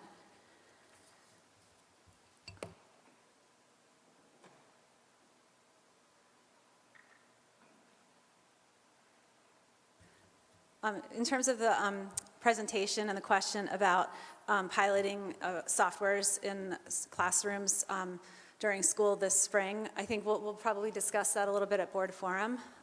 There's not a formal vote going on tonight on anything, so we can have a discussion about that in a little while at board forum. Okay, we're up to approval of minutes. There's one item. Would someone like to make a motion for that? Mrs. Gray and Mr. Khanna. Could we have a roll call, please, Mr. McLaughlin?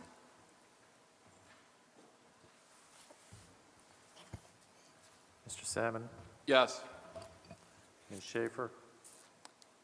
Yes for the executive and regular session, but I'm going to abstain on BT Connect. I was not present and have not had a chance to review.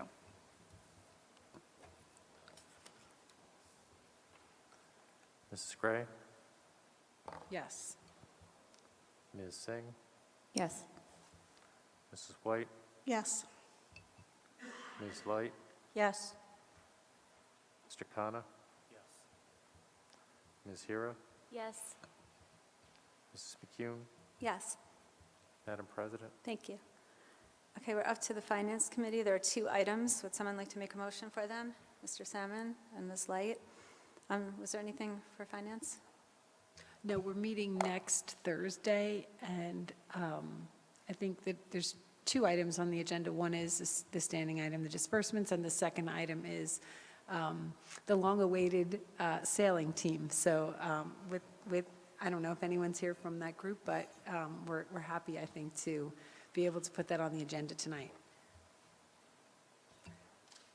Yeah, it sounds really fun. I was talking to someone the other day who did sailing on a sailing team. Does anyone have any questions? Okay, could we have a roll call, please? Mr. McLaughlin? Mr. Salmon, Yes. Ms. Schaefer, Yes. Mrs. Gray, Yes. Ms. Singh, Yes. Mrs. White, Yes. Ms. Light, Yes. Mr. Khanna, Yes. Ms. Hira, Yes. Mrs. McCune, Yes, Madam President. thank you. Mr. Shallow, I see that you're here. Did you want to share anything about the sailing team? Because we're curious as far as like what's happening. Well, contrary to popular belief, I was not there for the Nina, the Pinta, and the Santa Maria. Dr. Phil Leopold, who's really been the one to spearhead this, is sitting in the back, and he's taken on, he's going to be one of the volunteer coaches as well. And maybe Dr. Leopold would like to share a few words. He could probably elaborate better than I can on this subject. Okay, thank you.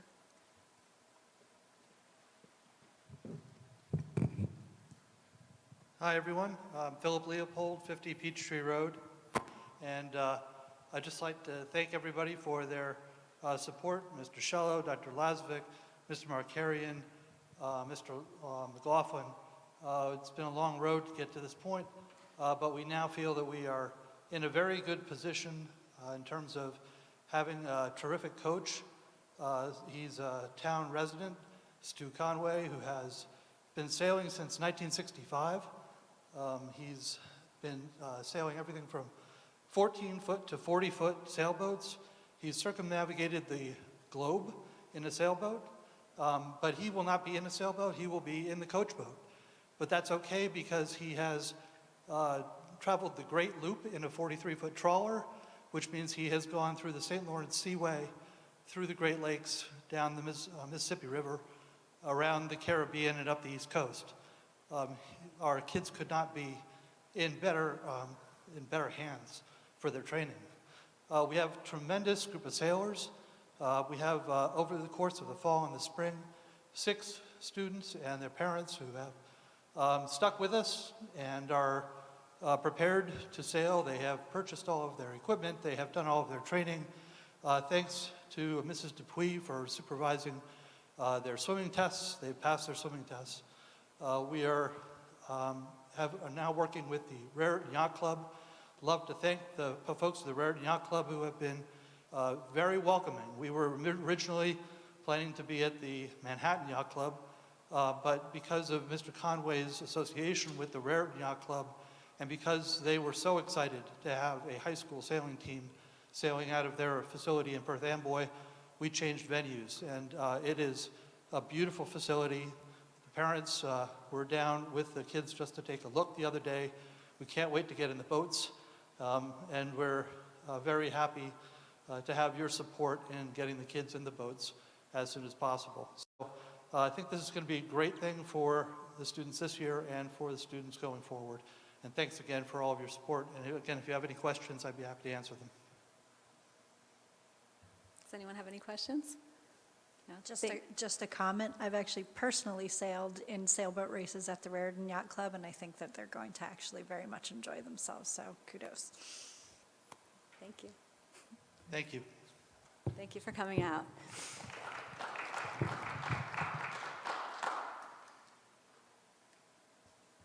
Okay, we're up to the Personnel Committee. Personnel met on Friday. The minutes just went out earlier today, but I'm going to report, do the public version of the report. And if anybody has any questions, obviously just contact me. One of the topics discussed was class size. Ms. Fox provided the committee with an update on class sizes and sections to view in view of our declining enrollment. The committee expressed its desire to keep core subjects class size relatively small for the time being. For electives at WAMS and Ridge, there are some classes with less than 10 students, but in most cases this is intentional due to the curriculum. For example, American Sign Language requires line of sight, dance requires more space, obviously, woodworking requires machine space and close oversight, or there are annual fluctuations in some classes due to variable interest in world languages and or class drops in other subjects. There is no planned change to the variety of elective course offerings at either WAMS or Ridge. Another topic discussed was the Future Genius Summer Program. Future Genius teaching positions will be posted so that teachers can begin the training process. Student sign-up will be sent out to parents. The district will try to set up electronic payment for enrollment, and that's for this coming summer. And that is all of it. Thank you. And just to clarify about the Future Genius, it's for middle school, right, Kristen? For those of us who have middle schoolers that haven't figured out what to do with them for the summer, we can look for the flyer. Any other questions or comments? Okay. Okay, we're up to the Policy Committee. I'll formally report out at the next meeting. Okay, thank you. We're up to Curriculum. Same thing, I'll be reporting out at the next meeting. And Wellness. Wellness will be meeting on April 28th. Does anyone have any liaison committee reports? Yes. Somerset County Ed Services Commission met, here it is, on Wednesday. Currently, they have 127 students. That's full. Their elementary program is fully enrolled. There's a waiting list, and they cannot find staff, which is special education specific staff, to open new sections. So they are kind of full at this point. They are seeing more physical, mental, and emotional issues with their population of students, primarily related to pandemic and pandemic-related learning. A tour was given to county directors of their Career Center. The Career Center is a combined building trades program. So they have an auto mechanic shop and a machine shop, as well as a kind of like a smaller version of a ShopRite that are built there for the students to use. A question was asked about, so Somerset County Ed Services Commission traditionally provides transportation services to districts for their general education and special education needs. A question was asked whether the state law revising the CDL license requirement, taking away the mechanical component of the test, had any impact on the number of bus drivers, potential bus drivers coming into the profession, and they said no. So that was it. They meet again, I think, in another month or so. Okay, thank you. Any questions? Any other liaison reports? Okay, so at this time, we're up to public comment on non-agenda items. Please state your name and address, and then you can sign in afterwards on the clipboard.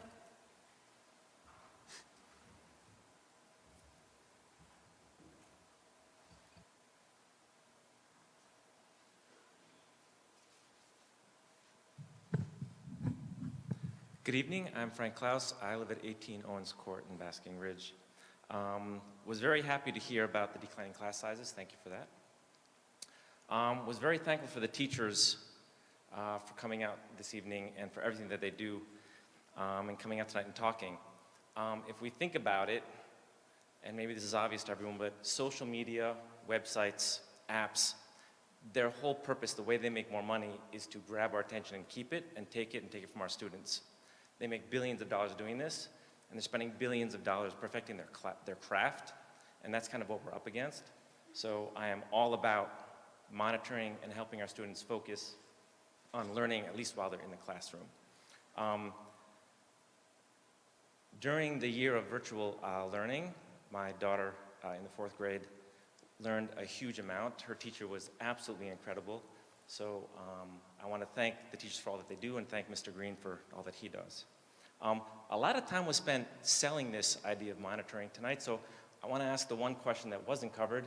So how much does this thing cost, if anything? I'm just curious. Similarly on the sailing, fantastic, love sailing. I row a lot and I sail a lot. It's a great way to learn physics and to learn about going green. I'm just curious, are we buying any boats? How are they getting to where they are going to be sailing? How much does that cost and about how many students does that cover? Thank you very much.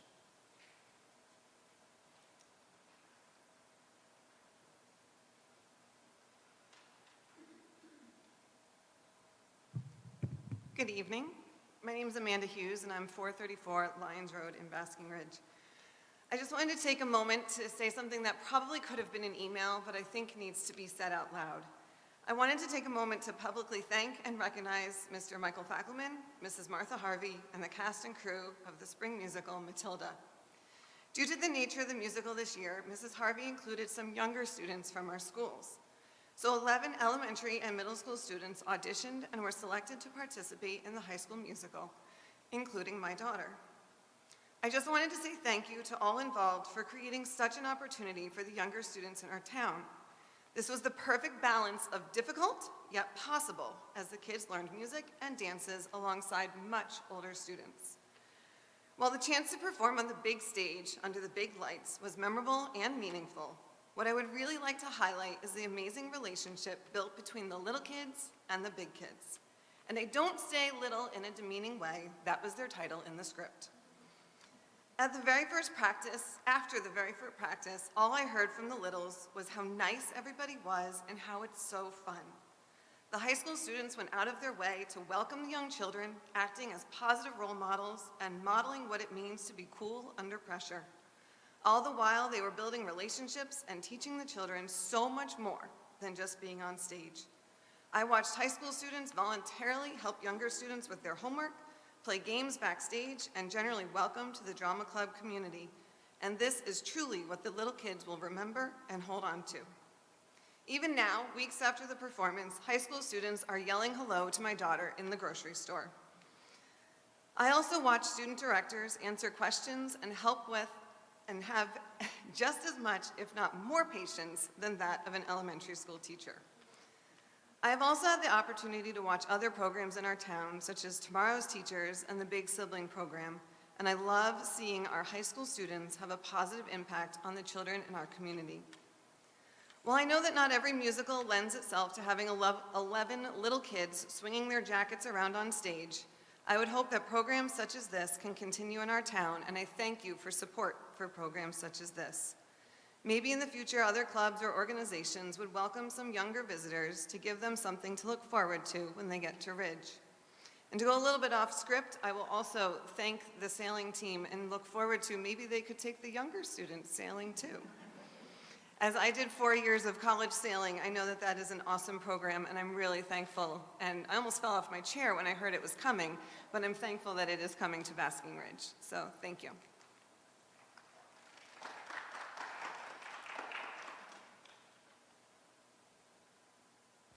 Is there anyone else here in person for a public comment?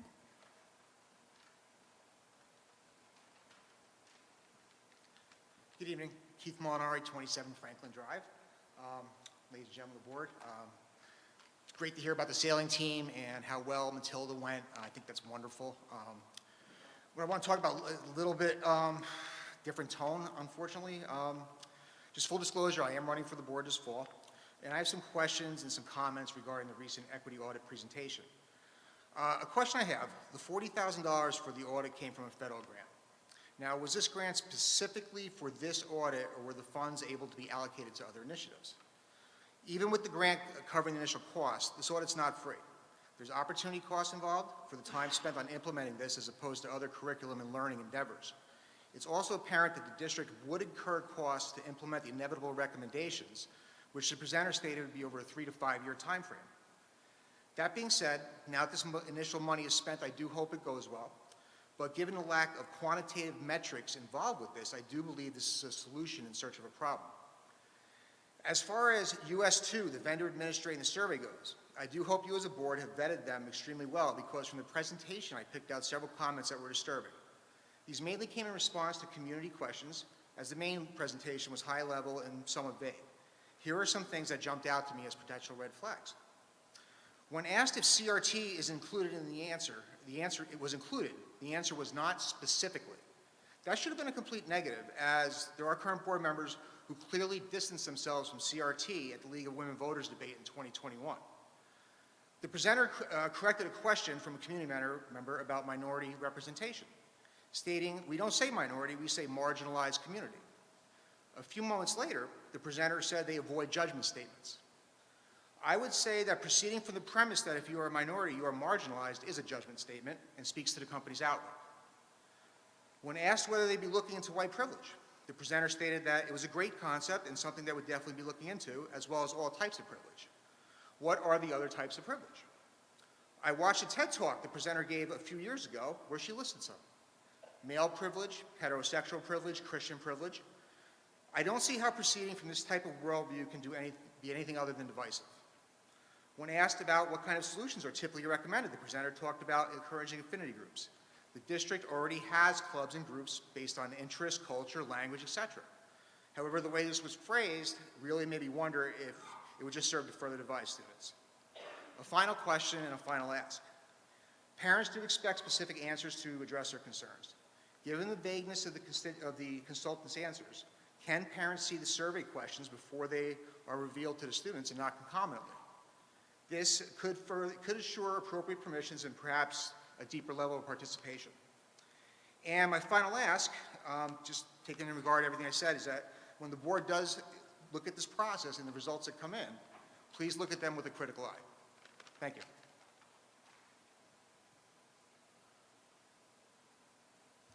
Is there anyone else here that wants to make public comment?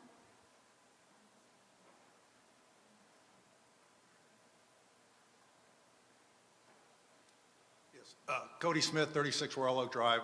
A couple of things. I didn't watch the live presentation as I was out of town, but I did catch up on the replay. I thought it was interesting that Ms. Fucarelli, if I'm pronouncing her name right, said in the last, she mentioned a more recent survey that she did, and it was 800 pages. She mentioned that the recommendations that she might come up with would take 3 to 5 years to implement. She said she's had 100% client retention. So if we think this is going to be a $40,000 survey and then we're done, think again. You're smart enough to know this is what consultants do. They do stage 1, and then they immediately start selling stage 2, stage 3, stage 4. So that's concerning. She said she's not looking at the curriculum.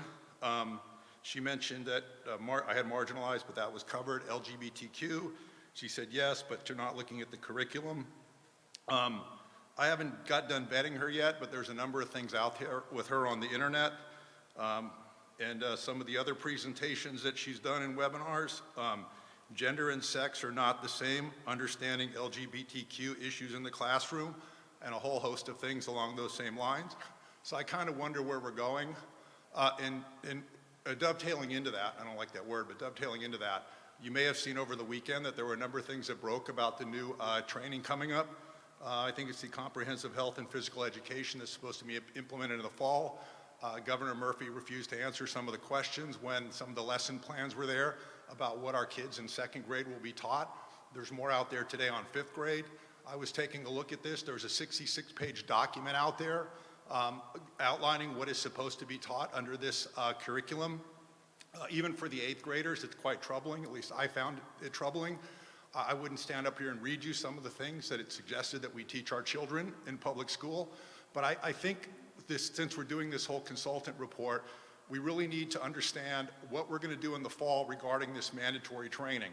And not just the high-level stuff, but what are the detailed lesson plans that we're going to be giving the kids in the 2nd, 5th, 8th, and 12th grade milestones to comply with this new law. Thank you.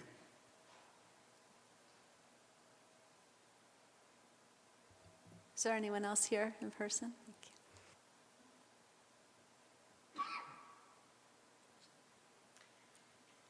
Hi, Jennifer Dorward, St. Alonzo, 22 Cherry Lane. Thanks for being here. We've been in the district for about 2 years. I have 2 5th graders in the school system.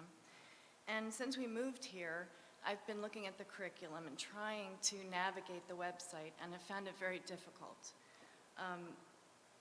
Specifically, I'm interested in some of the details behind the higher level curriculum items that I can't see on the website. About 2 weeks ago, I was interested in fifth grade, some of the fifth grade health topics, and specifically, one of the units is called Blood and HIV. And so I emailed the teacher to ask, could you please tell me what the details are going to be taught in the classroom behind the high-level unit description. And she did respond to me, but just said that she didn't think they'd get to that unit. They'd run out of time. And there were 2 other units that they planned to get to called Growing Up and Those Crazy Mixed Up Emotions. And I asked, okay, can you give me details behind those? I didn't hear back from the teacher.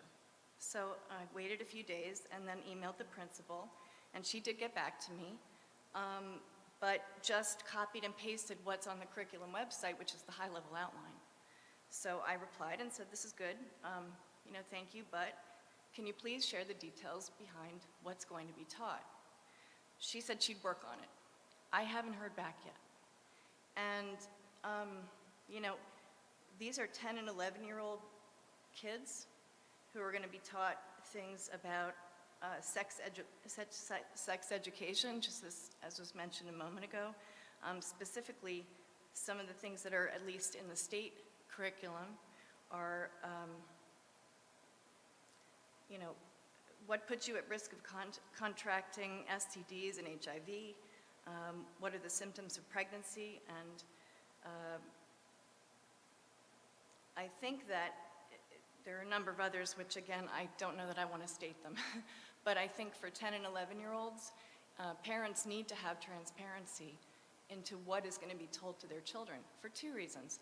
One, so that they can be prepared when they know it's going to happen, they could prepare their kids. Maybe they're not emotionally or physically ready for that kind of discussion. And 2, after they have, if they have that instruction, that the parents can address it with their kids when they come home. So I really think in general, we could use a better level of transparency about the details and the lesson plans behind the high-level curriculum items that are on the website. In addition, just a second comment, with regard to the diversity and equity inclusion presentation, I asked a question similar to what was asked, and I haven't gotten an answer. So we would like to know how the children are going to receive the survey, what is the content of the questions that will be given to the children, and can we opt out? Thank you.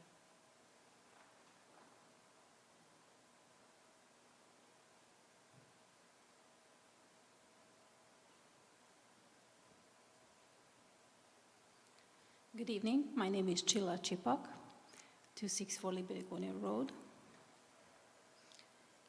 Dear board members, I share the sentiment of many other residents who do feel their voices are not being heard.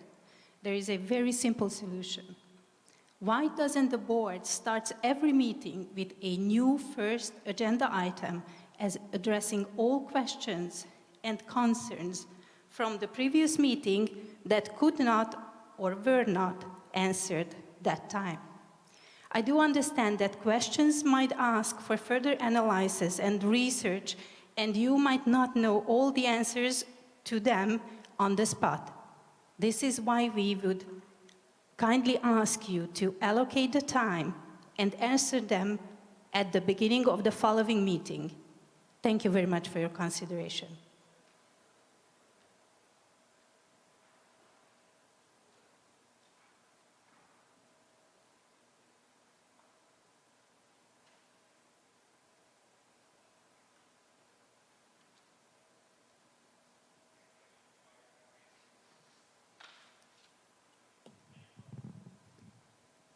Hi, Cindy Wong, Carriageway. Just thank you everybody for the presentation today. I think it was helpful to just better understand the future of the education and the strategy our district is looking to undertake. I had some questions with respect to just digesting the presentation, and you guys, a lot of the teachers and staff mentioned bad habits and trying to mitigate some of these bad habits amongst the students. And I'm just wondering, I haven't been a parent very long, but when I grew up, if a child had a bad habit or weren't doing what they were supposed to do, you'd remove it. It's very interesting. We're trying to take an approach to kind of control this, but I don't know what you guys are going through. I don't know what staff are going through. I don't know how teachers are, are going through in this environment in teaching children. So with that, it was very clear in the presentation, what the intent is, what you guys want to do with it, and what you don't plan to do with it. But what I wasn't really clear about was why and the data behind why. Kind of like some questions I had are, how often are devices being used in a classroom that would require a broad rollout of classroom management system? And is the majority of the students, that where we need classroom management system, is it the majority of the class that, we need to better monitor, or is it a minority? If it is a minority, what is the cost of that? Is it a subscription? Is it a license? And is it just a blanket fee that will be applied to all devices regardless of whether or not you're using it? And then if it is on the majority of the children, would it just be better not to have the technology in front of them? And then another question is it really effective to have even classroom management technology when wandering eyes can just look around anywhere else? Valid question. I sleep in class. I've slept in class all my life, but it is the case, right? And then separately, with having classroom management technology, the teachers will have to monitor that and manage that during class. As we saw in the presentation, there's technology issues, there's delays, right? How will that be, addressed live when you're in classes in session? And then separately, how will teachers be able to differentiate children who are actually a distraction versus children who actually need help? You guys really focused on, is the child on task? Is the child on task, right? What if the child just doesn't get it? How are you guys going to be able to really evaluate children who need help versus the children who are being distracted? And then, okay. And then I just wanted to also say, like Mr. Salmon highlighted, there are more social and emotional issues amongst children because of pandemic-related learning. Are we continuing to go towards pandemic-related learning with electronic devices and keep this monitoring software? And then my last question is, are the companies of this classroom management the ones that were highlighted in a Senate letter, such as GoGuardian, Bark, Gaggle, Securely, or any other companies? Thanks.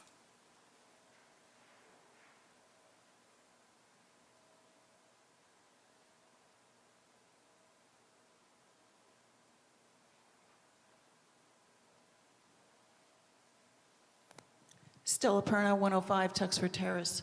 Non-agenda item, but something that's been on my mind. Can you explain why the masks required stickers are still on all the doors? It's very confusing. I've had people ask me, are masks required? Are we removing them, or do we plan to bring back masks in the fall?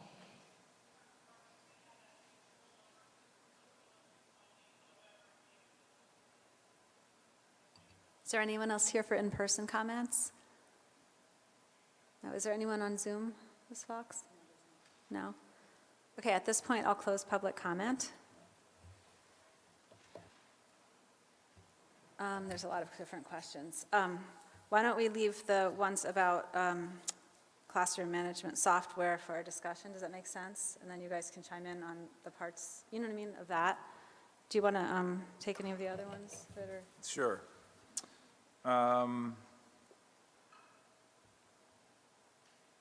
So, gentleman asked about the cost. I guess we'll talk about that at the end, but I do know that from what we've looked at, we're talking in the neighborhood of $20,000 to $30,000 a year, depending on which particular classroom management software you go with.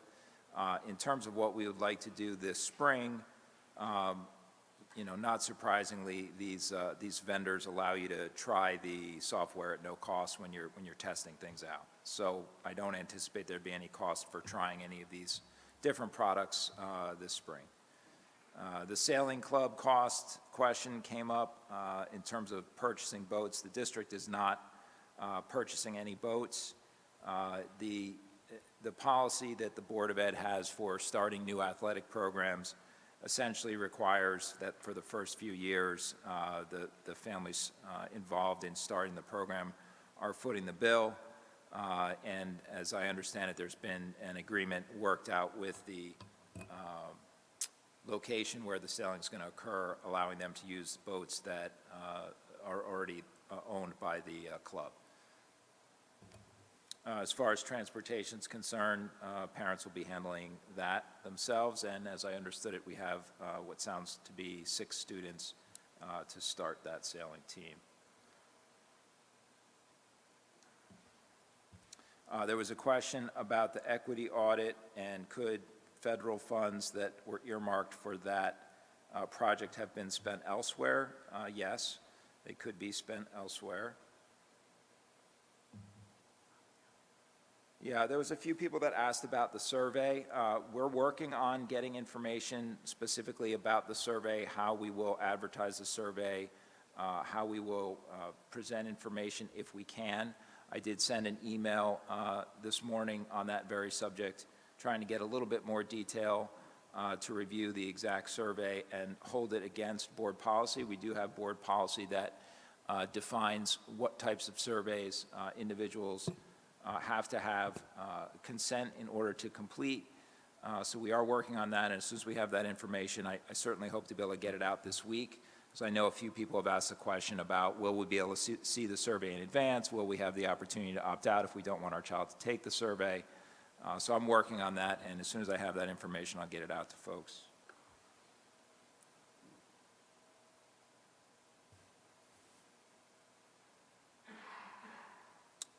There were some questions about physical education curriculum and getting more details about physical education curriculum, whether it's existing current year curriculum or curriculum that may be coming in September of '22.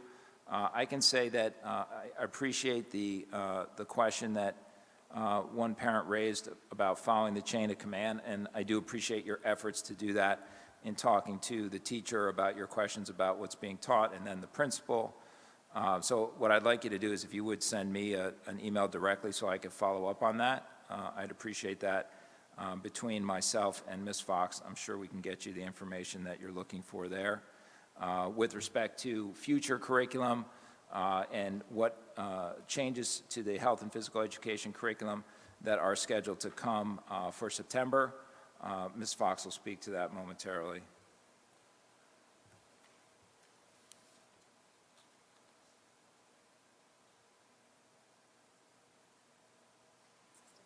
Oh, yeah, the last comment. I thank Ms. Perner for that with regard to the mask signs. Those, I agree with you, those should come down. I realized after walking in to the door that I always use to get into the board office that for the last, I don't know, month or more, I haven't been wearing a mask in work and walking right by that sign every day. I literally just took it down last week. So thanks for that reminder, and I'll talk to the staff about taking the signs down. There's no plans that I know of for the fall, that's for sure, and I certainly hope we don't get back to the point where we have to bring that mandate back. Ms. Fox? So about the health and phys ed standards and the changes, I would say a couple things. The state of New Jersey updated the standards in several content areas, health and phys ed being one of them. The others are social studies, science, visual and performing arts. I think I'm missing one. And so the work will be done on all of those areas for the 2020 standards, right? They were delayed. They gave us some more time to implement them this fall. So the way we would normally work on those kinds of changes is like we've started the work now. We've started to form the committees that will do the curriculum writing over the summer, or we will in the near future once the budget is passed. And we are, as administrative team, reviewing the standards, beginning to do some of the planning for the summer, but that work will take place in the summer. Once we do develop the curriculum that is in line with those standards, and I believe Mr. Smith referenced a 66-page document that sounds like it might be those standards, that's what you would want to look at if it is. We would certainly make that public. We would make it public in a couple of ways. Certainly it's presented to the Board of Education and reported out in curriculum, but certainly with a topic like this, we'll take greater efforts to present the changes to you so that it's clear what they are. before anything is implemented in any classroom. And I would, just assure you that we're not going to do anything that wouldn't be in line with community standards or community input. So as to your point about the website being easily navigated for the health curriculum, I think in particular with 5th grade, I'll certainly take a look at that and make sure that it has, the information that you're looking for. Keep in mind that the curriculum posted on the website is limited. It's not the teacher's lesson plans. It gives you the scope and sequence, the core essential questions, the enduring understandings and the standards, but it's not the lesson plans of the teacher. So for that, I would, what you did was the correct thing, is to ask the teacher about what was, some more information about what was going to be taught. And so, like Mr. Markarian said, we would want to help you continue that dialogue. And that's really where you would get some more of the details, because, what your concerns are would become what that dialogue would need to be about. Anything else? Okay. Thank you. I think most of the other stuff was about the classroom software questions. So I think at this point, we're going to move to board forum, and I guess we'll talk about that first, because I know that audience members are interested in that before we talk about board governance. So I guess going back to the list of questions about the software, you answered a couple of them about the cost. In terms of my understanding, as to start a board conversation of what the recommendations in the presentation were to try out, a couple of softwares in specific classrooms this spring with teachers that are interested in trying that. And my understanding is that it would only be monitoring students on devices at school, and it would be linked to the IP address of the building, so it would be while they're in the building. At school. So I just wanted to make sure that that's clear to people, because I think that does, alleviate some of the concerns people had about worrying about whether there's monitoring going on outside of the building, other times of day, on other devices at home, and stuff like that. So I don't know if anyone wants to just jump in on this.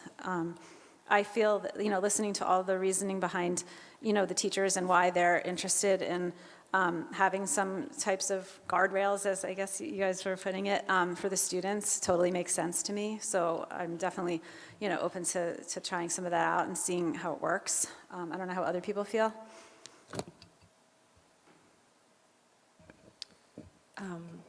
I agree with what you just said, Mrs. McCune, and I would just add that I think this is a pivotal time, and we have to support our educators. Being the parent of an educator who's in a classroom every day with 10th, 11th, and 12th graders, I hear it more than I care to, that they're distracted. She said to me the other day, if I could have anything, Mom, it would be those pouches that stop the phones from working in the classroom, because I can't take it anymore.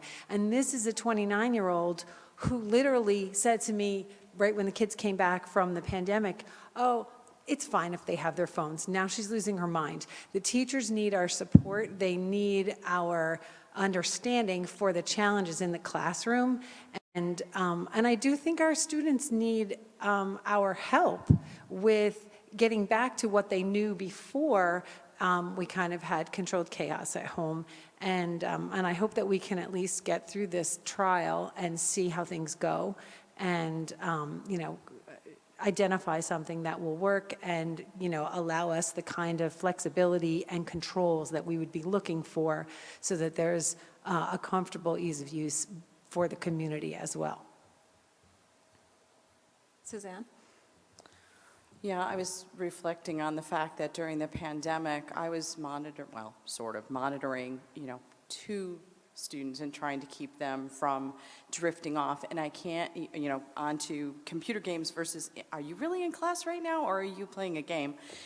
I couldn't keep at least one of them from doing that. I can only imagine the difficulty of doing this times 20, 25. And I think if we can find something that helps support the teachers with keeping those guardrails on, putting it back, let's focus, let's keep this time here. I can't imagine something that would be more useful. I know there's going to be limitations, as I said, nothing's perfect, but I'm definitely in support of trying some things. Jen, I apologize if I forget to call you sometimes, because Nick leans forward and then I can't see you. But okay. I was looking to see, are you down there? Okay, Kirsten? I just want to make sure, some of the guidelines that you guys put out with restricting to IP addresses and the time and the hours is encouraging. I just think about, things like us, if we're coming in during school hours, does it affect our computers? So I think that before we go through and really pilot this program, we need to think about the objections of the community and make sure that we're protecting against some of those objections, or at least evaluating the risk to the community to make sure that it's acceptable for that. So I think that, discussion needs to be had related to that. And I think if we do move forward with this, we would probably have to revise some of our policies just to make sure that, everybody's above board in the use of the technology, and there's abuse prevention. We're all above board with our use of technology. I'm talking about just making sure that everybody is following rules, including the kids. Sorry, including the kids too. So there's a lot of ways to consider that. I would assume that whatever classrooms were piloting the software would be notified, the parents would know, and if they want to make sure that only the district Chromebook is ever in the building, or anything like that, then they would know that. I mean, that would obviously already be the case at the middle school, but for the high school, if someone at the high school is piloting it, the parents would understand that if their student, was bringing a personal device, they would be notified of that. Jen? A couple of things. One, part of the presentation outlined already the policies, I believe, that are in place that have to do with technology. So they exist. Doesn't mean that you might not need to look at it, but they certainly exist. That's number one. Number two, the teachers are asking for this. It's the teachers who we entrust our children to. I think we need to listen to what they're asking us for.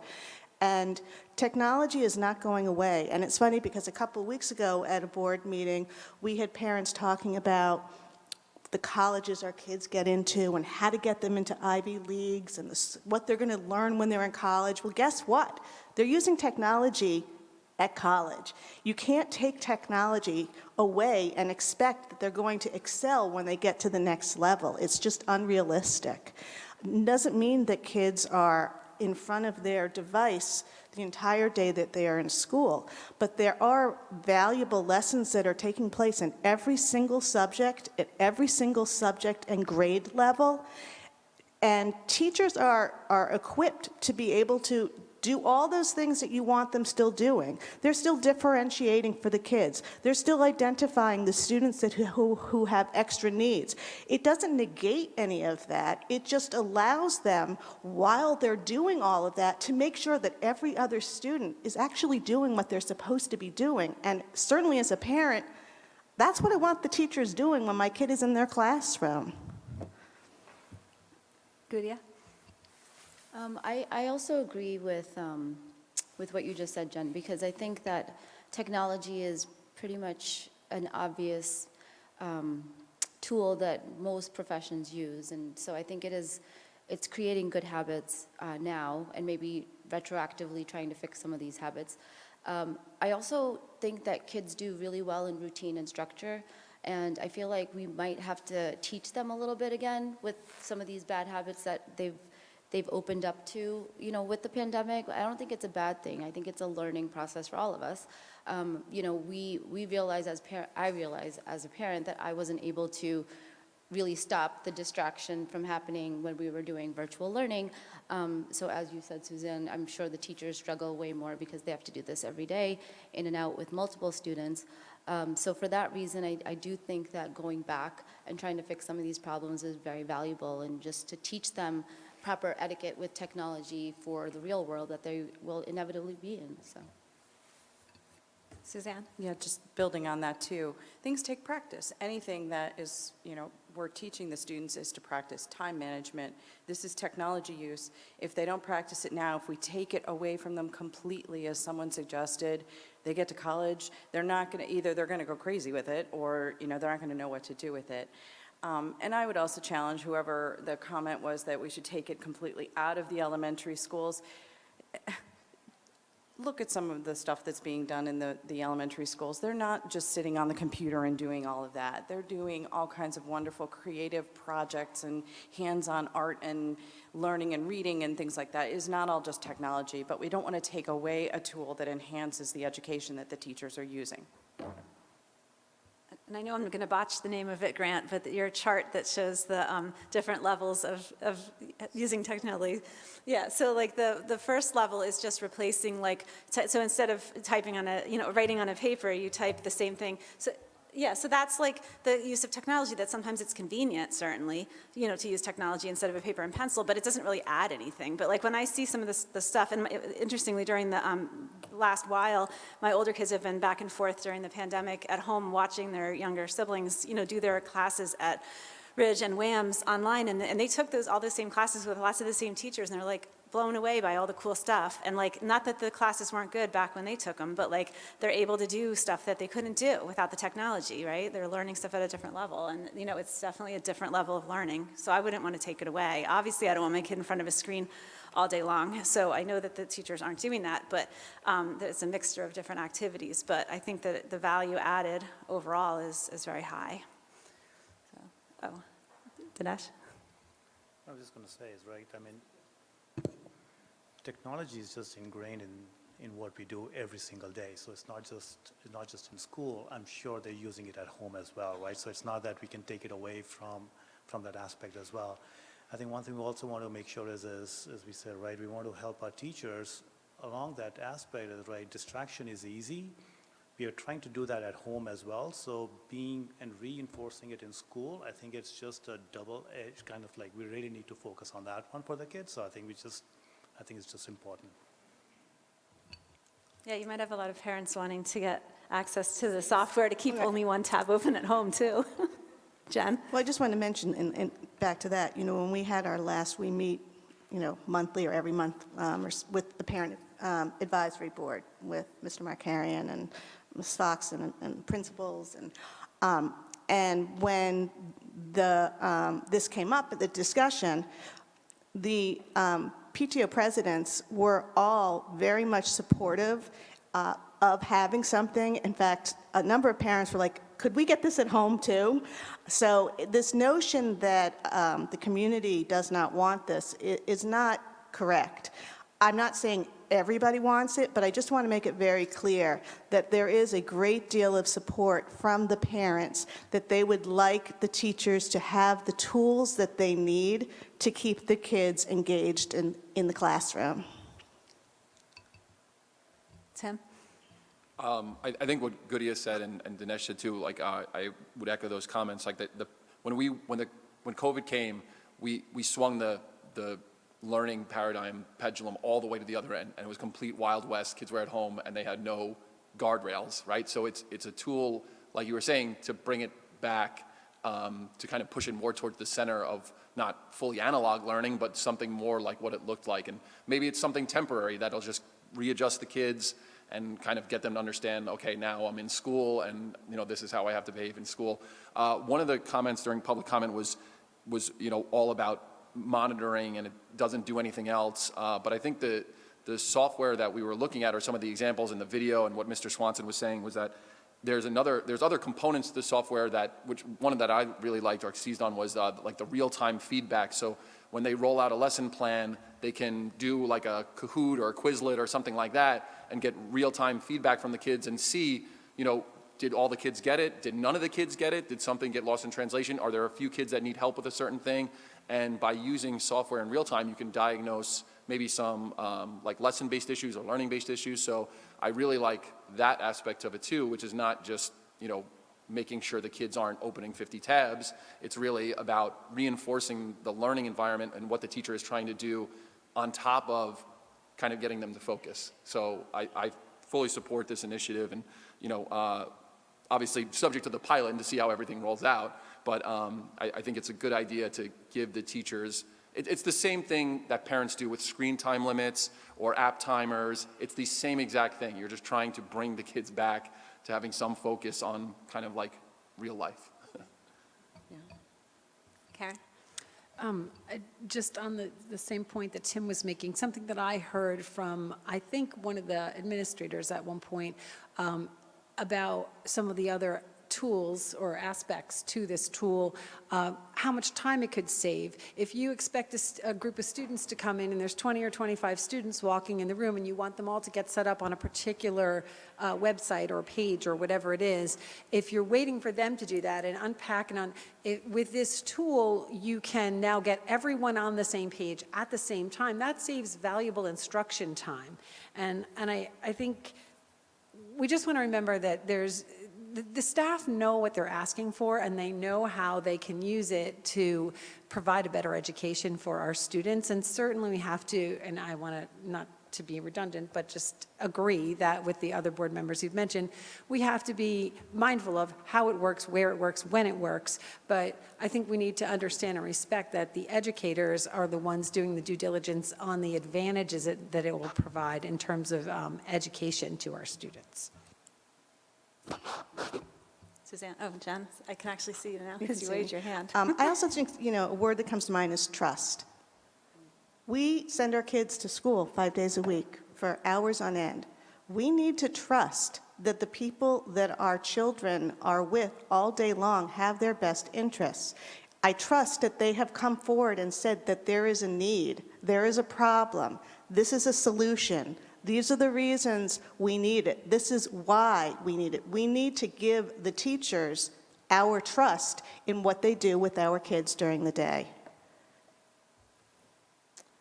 I also like the idea that this might help support differentiation of education. So where students can work in small groups, they can work with a teacher to get extra help, and the teacher isn't worrying about what's going on the next computer over, that it actually will enhance the opportunities. Because otherwise, this could, is getting so out of control that the temptation would be, let's close the computers, everybody get out a piece of paper, and let's do, the same thing for everybody. We're liable to lose all of the major wonderful enhancements of the education rather than, if we let it keep going, so. Okay, so I don't see anybody else raising their hand. So go ahead, Karen. I just have an unrelated item, but it was part of public comment. Mrs. Chipak brought up the question about could we add an agenda item? And I just wanted to share the conversation you and I had. I had suggested to Mrs. McCune that we consider looking at the questions that come up here at public comment on Monday nights and try to put, one-way clear answers on the Board of Education Facebook page so that if the public heard a question asked here and the answer couldn't be provided real time, that there was sort of one warehouse to find out the answer. So I just wanted to throw it out to the whole board. Yeah, I mean, we've talked about several different ideas over time. That's one idea, or just having some kind of FAQ place where questions and answers can be posted so that if someone's already asked the question, you know what I mean, and someone's already written a response to them or answered it, we have it there. So we can definitely talk about the best way to manage that. Okay, so I think hearing what all the board members had to say, it sounds like people are supportive of piloting softwares if parents are notified and they know what's going on this spring, and then we'll hear how it went. Okay, so for board forum, I have board governance listed on there because various board members are interested in having a board discussion about how we operate as a board and how we might be able to improve how we operate as a board. So I made printouts, which I actually don't know why I did it at home. I should have asked Nick to print them, but I did on my own printer. So I'm going to pass them out. It's like a packet that has several board policies and the code of ethics on the front. I think there's enough of them. So I'm going to put my glasses back on. So I'll wait till everyone has them. They're kind of just for reference for our discussion, but is there enough? So I guess, one of the conversations that people are interested in having is how we work through the committee system to get information and bring issues forward to the board. So I think the second page is the policy on board member authority, which talks about, it's kind of based on the code of ethics. It talks about the fact that a board member does not possess individually the authority and powers that reside in the Board of Education. No board member, by virtue of his or her office, shall exercise any administrative responsibility with respect of the operation of the school district or as an individual command the services of any school district employee. So it talks about other stuff below, but the first part is kind of relevant to the fact that it can be really frustrating as a board member trying to, have the patience to work through the committee system and through the board, because we don't meet like every day, right? We can only do stuff as a board when we're all together making a decision, because we have to have all 9 people it's in order to make a decision, and that's why we do it at public meetings.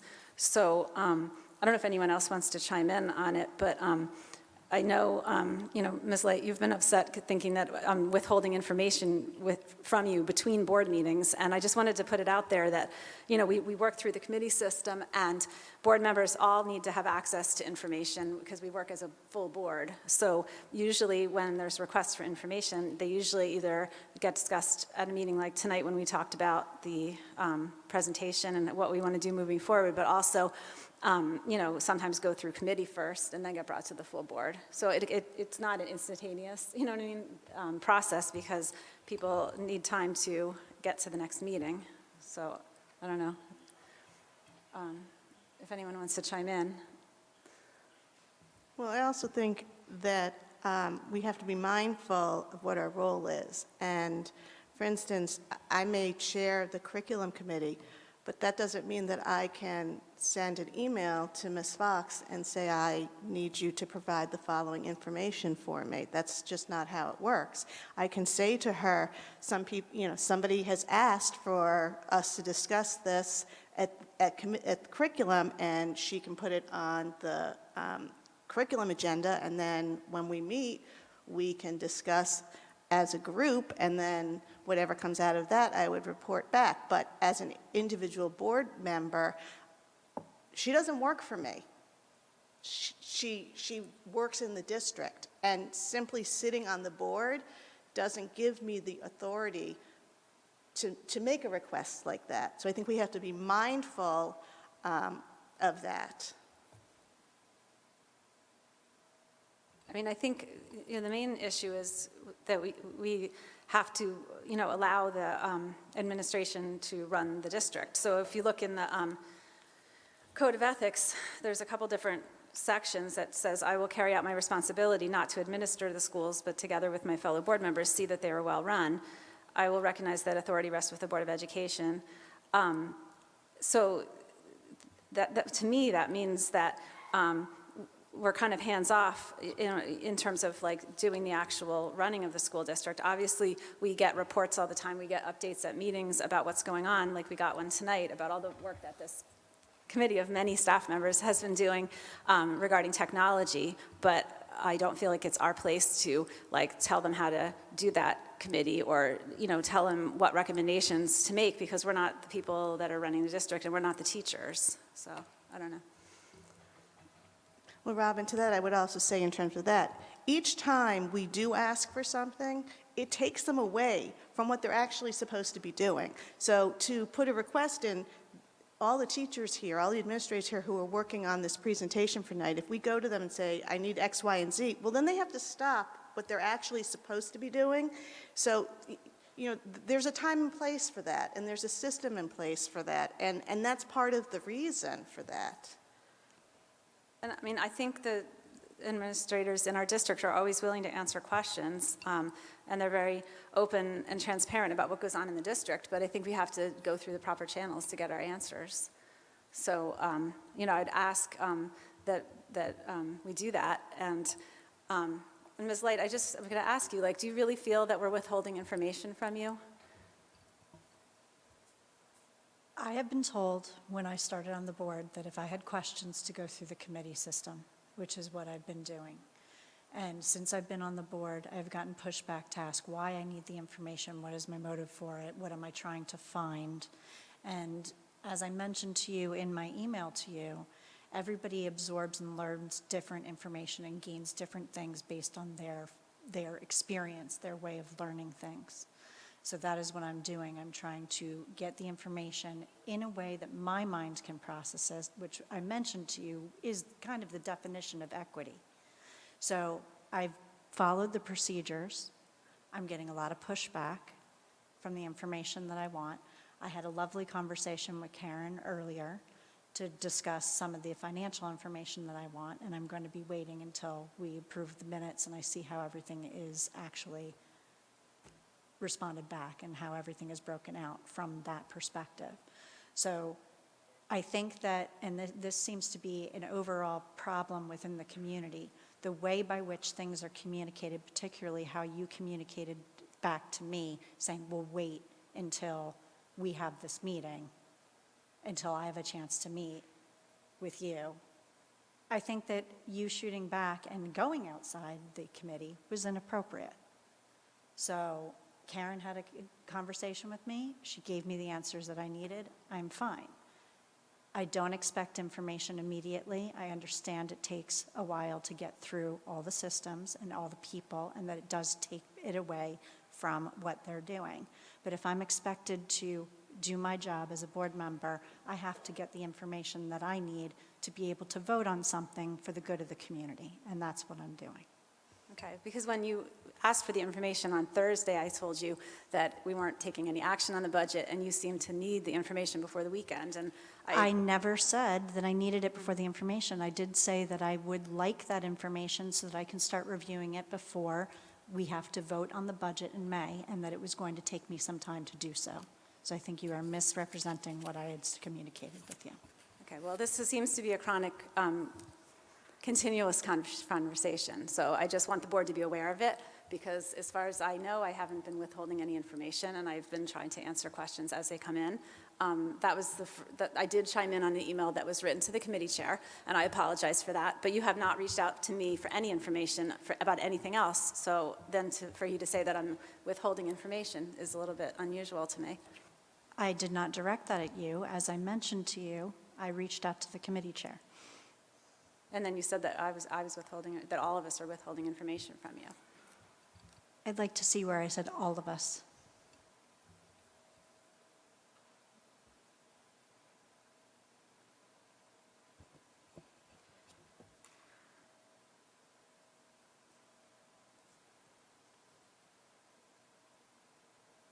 Anything else for board forum?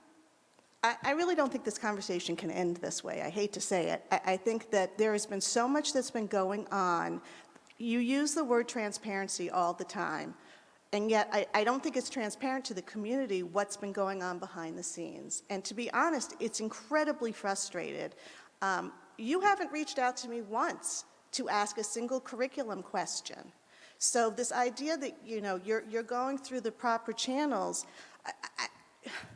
I don't know what to say, because it's just, I sat here at a board meeting a few weeks ago, and you asked a question that you had never brought to me. So I think we have to be honest and say that, no, you're not following the protocols and the policies and the rules that board members are supposed to follow, and that's just a fact. And we all have different scenarios that we could go through of what's happened in the past few weeks, from responding to emails appropriately. Mr. Markarian has told us numerous times, don't reply all. And that's something that you've done, and there's a reason, because there's a governance rule that talks about we can't all, except in an open public meeting, we can't do something like that. So, right, don't respond on behalf of the board. Don't make postings on behalf of the board. You often say, I represent the community. The reality is, you don't represent the community. You represent some people in the community, but there's some people in the community that are just as frustrated with the discussions. And, we take an oath when we get on this board that we are going to abide by the policies, abide by the rules, follow the protocols. We don't get to pick and choose, well, I don't like this rule, I'm not going to follow it. I don't agree with this one, I'm not going to follow it. We took an oath. So I guess I don't understand why you challenge Robin about something when you, in fact, have continually not followed the protocols and policies that are in place. And you sit on the policy committee. You sit on the very committee that just put policy together a few weeks ago and voted on the policy and then violated the very policy that you wrote. So I don't understand why all of this continues to go on. It's damaging to the district. It's damaging to the board. It makes it very difficult to work together. Can I go back to something that you had actually said earlier on the question that I asked in the curriculum committee? Because typically I don't have a lot of questions on the curriculum committee because the information is just, it's not what I would need to ask questions about. So which question did I ask? You asked a question about the math placement, the accelerated math. And that was in response to another question. That No, it from- wasn't. You asked a question on your own that had you looked at the minutes and sent it to me, I could have reached out to Ms. Fox, I could have reached out to Mr. Colmer, I could have gotten you the answer. But one of the things that we also learned in training is that there shouldn't be a first time asking something in a meeting from board member to board member. That it's one thing if you want to then ask it again because there might be people in the audience who want to know. But the whole purpose in asking beforehand is because just like you asked that question, maybe there's somebody sitting out there who wants to know the answer to that question. But you didn't do what you're supposed to do according to committees and allow me to get the answer. So in a little bit of ways, it's like you're blindsiding people when you do that.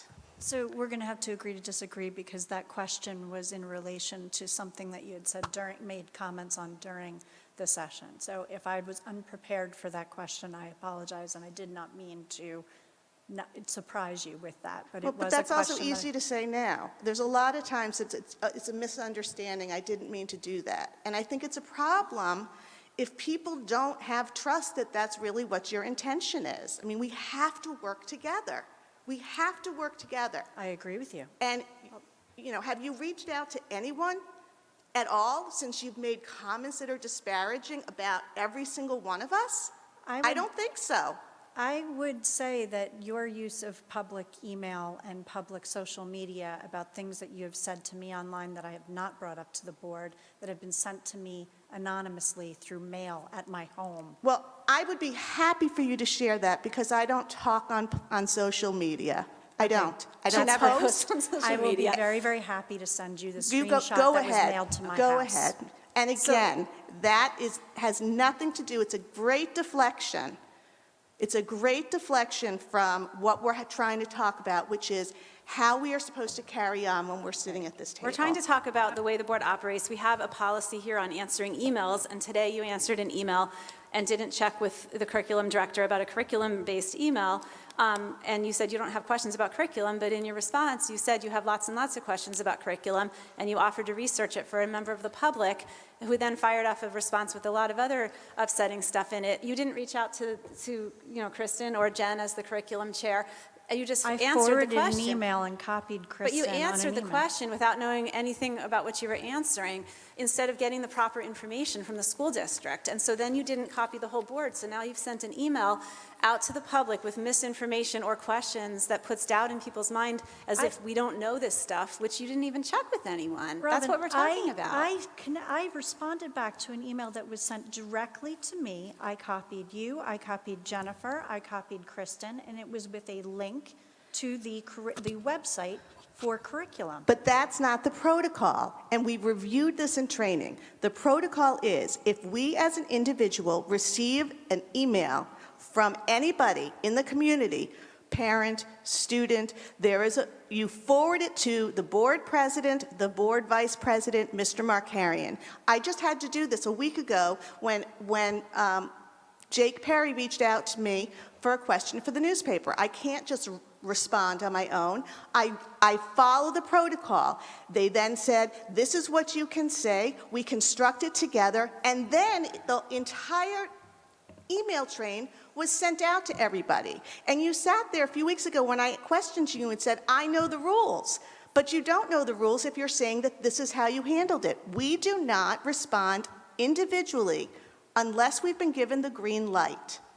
If it's about It's in school the district policy. business, if someone wrote to you and said, oh, I saw the play last night and your kid was amazing in it, and it was to your Board of Ed email, there's no harm in saying, oh, thank you, I was at the play, it was so fun. But if they're asking a specific question about board business or school district business that, you know, we want to get the correct facts to people, we don't want to give them misinformation that could, you know, cause trouble. So we do fact check before we send things out to the community, and we do CC the whole board when we send things out, from representing ourselves as a board member, answering questions about the school district. So I think that's what Jen is trying to say. Well, it's about, you know, for your word that you like to use, transparency. For transparency, the entire board needs to know about conversations that are taking place. This was a conversation that took place. Everybody should have known about it. Karen? I just want to jump in and say something about this idea of who we represent, because it's really, really, really troubling to me that everyone sitting up here wouldn't say, I represent the whole community. This idea that we have constituents is troubling to me. We represent the children who attend our school district, and it's our responsibility to do everything that we can to have their voices be heard, and I don't mean literally, I mean that's the purpose here. We don't have constituents, we have a school district filled with children, and we have parents who obviously are vested stakeholders. But we're here to try to do the best that we can do for the students being educated in Bernards Township School District. It's not about political affiliation, it's not about like specific philosophical ideas, it's about, like, we're here to have a healthy discussion on topics that are concerning to this community. I've been here for a little more than 8 years listening, and well, forever listening to public comment or contributing to public comment, but it's good to bring up whatever's on your mind. It's good to express your concerns, but at the end of the day, the 9 people who are elected by the community are to work together to filter, and by that I don't mean eliminate, just process that information that came through, however the channels that they came through, emails, public comments, presentations, and then do what we collectively think is best for our students in Bernards Township. And I'm troubled, I'm just really troubled by the idea that any of us would say that we're not here representing all of the community. Well, I just had to put this out there because I'm not comfortable that things are going on behind the scenes that the full board is not aware of, because we are a body of 9 people, and I think that everyone needs to be included in any email exchanges that involve board business. We can't have conversations outside of a board meeting. We can be CC'd on a factual answer to something. We can't have conversations. That's why we have open public meetings, because it's the law that we conduct business at an open public meeting. So we're not supposed to be having side conversations. And the fact that various email threads got started with not the full board knowing about it makes me super uncomfortable, which is why I'm bringing this up. I just want to piggyback on that and say that I appreciated, I don't know how it happened today, but I appreciated that thread was shared, because there were some very disparaging comments about, about 8 of us, and that was pretty upsetting. And so I appreciated that it was brought to the attention of all of us, because we would otherwise not have known. And the fact that you responded to that email with the disparaging comments kind of enforces the fact that you felt that that was an appropriate comment for that person to make. That's how it felt to me. I just think we have to be mindful that there are rules and policies for a reason, and we all need to abide by them. You know, it's troubling to think that, you know, people are looking for workarounds and that they don't think that it's important enough to follow. You know, I take that oath very seriously. We pledged an oath that we would follow, you know, the codes of ethics and governance, and we need to do it regardless of our personal feelings. And we all have personal feelings. We all have personal feelings about education, about curriculum, about, you know, budget, about SEL. We all have personal feelings. But when we sit up here, those personal feelings have to get put aside, because we have to work together. And there are going to be times that we vote on something, and the majority might vote for something that, you know, one of us personally doesn't like, isn't happy with. But as a board, one of the things it also says is, once the board votes on that, it is our job, regardless of, how it goes, to support the board decision. And I don't think that that's always happening. I think the first page, B, I was going to say 2, but B, which is I'll make decisions for all children. I mean, we are here to work with the entire district and making decisions for our entire district. And I think one of the things that I hear consistently is this feeling, from public that we're not being transparent, we're not listening. Well, we are listening. We sit here do a lot of listening. But we have to make decisions for the entire district, and that doesn't always go the way that some people want. We don't always agree, but we're listening. We just, it's not listening if it doesn't go the way you want it to go. It's listening, but we have to make decisions for everyone. And I think to go to that point, we have to think about all the different students in the district and work within that. So we are not representing specific constituents. We are not representing, specific things. We are here to work with the entire district. That is our charge.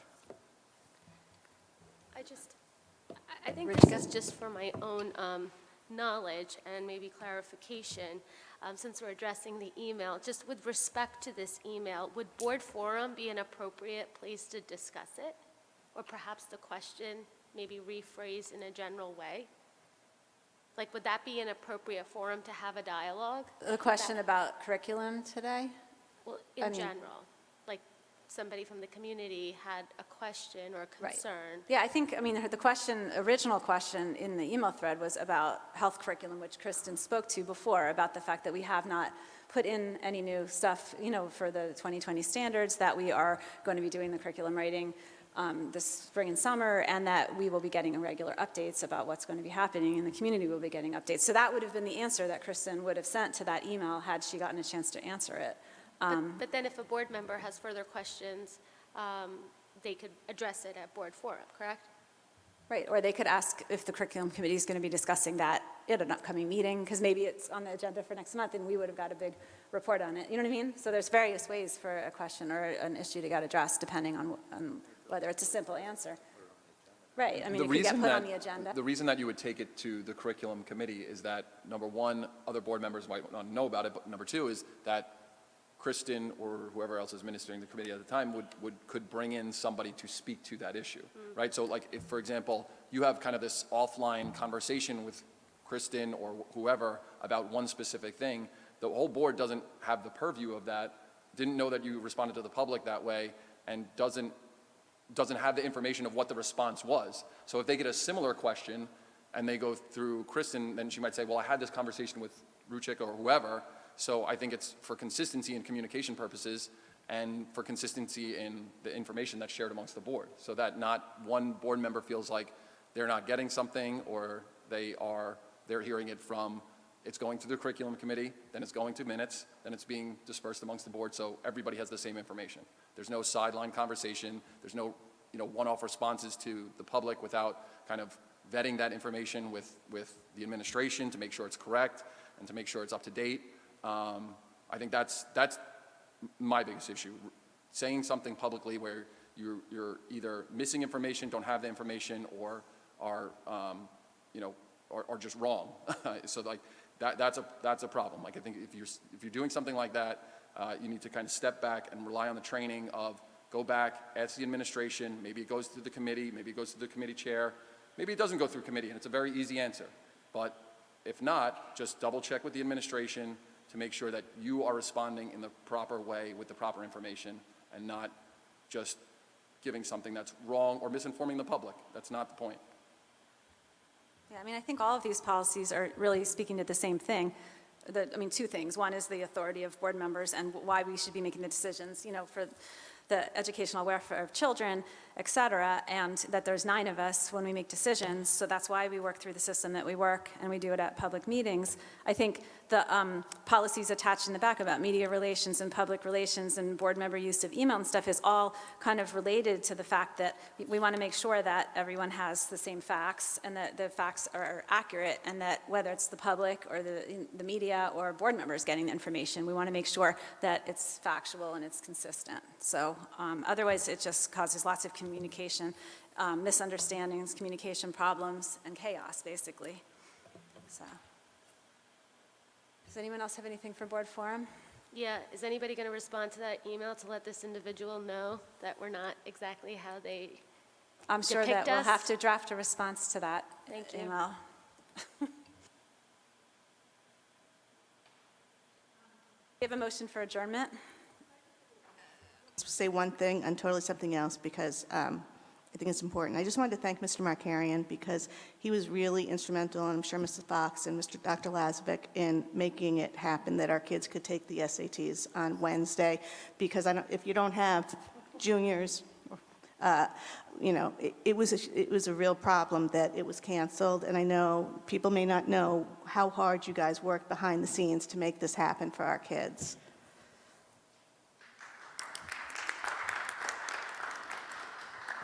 Thank you, Mrs. White.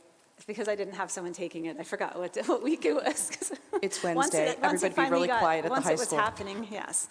Okay, does someone want to make a motion for adjournment? Tim and Karen, is all in favor?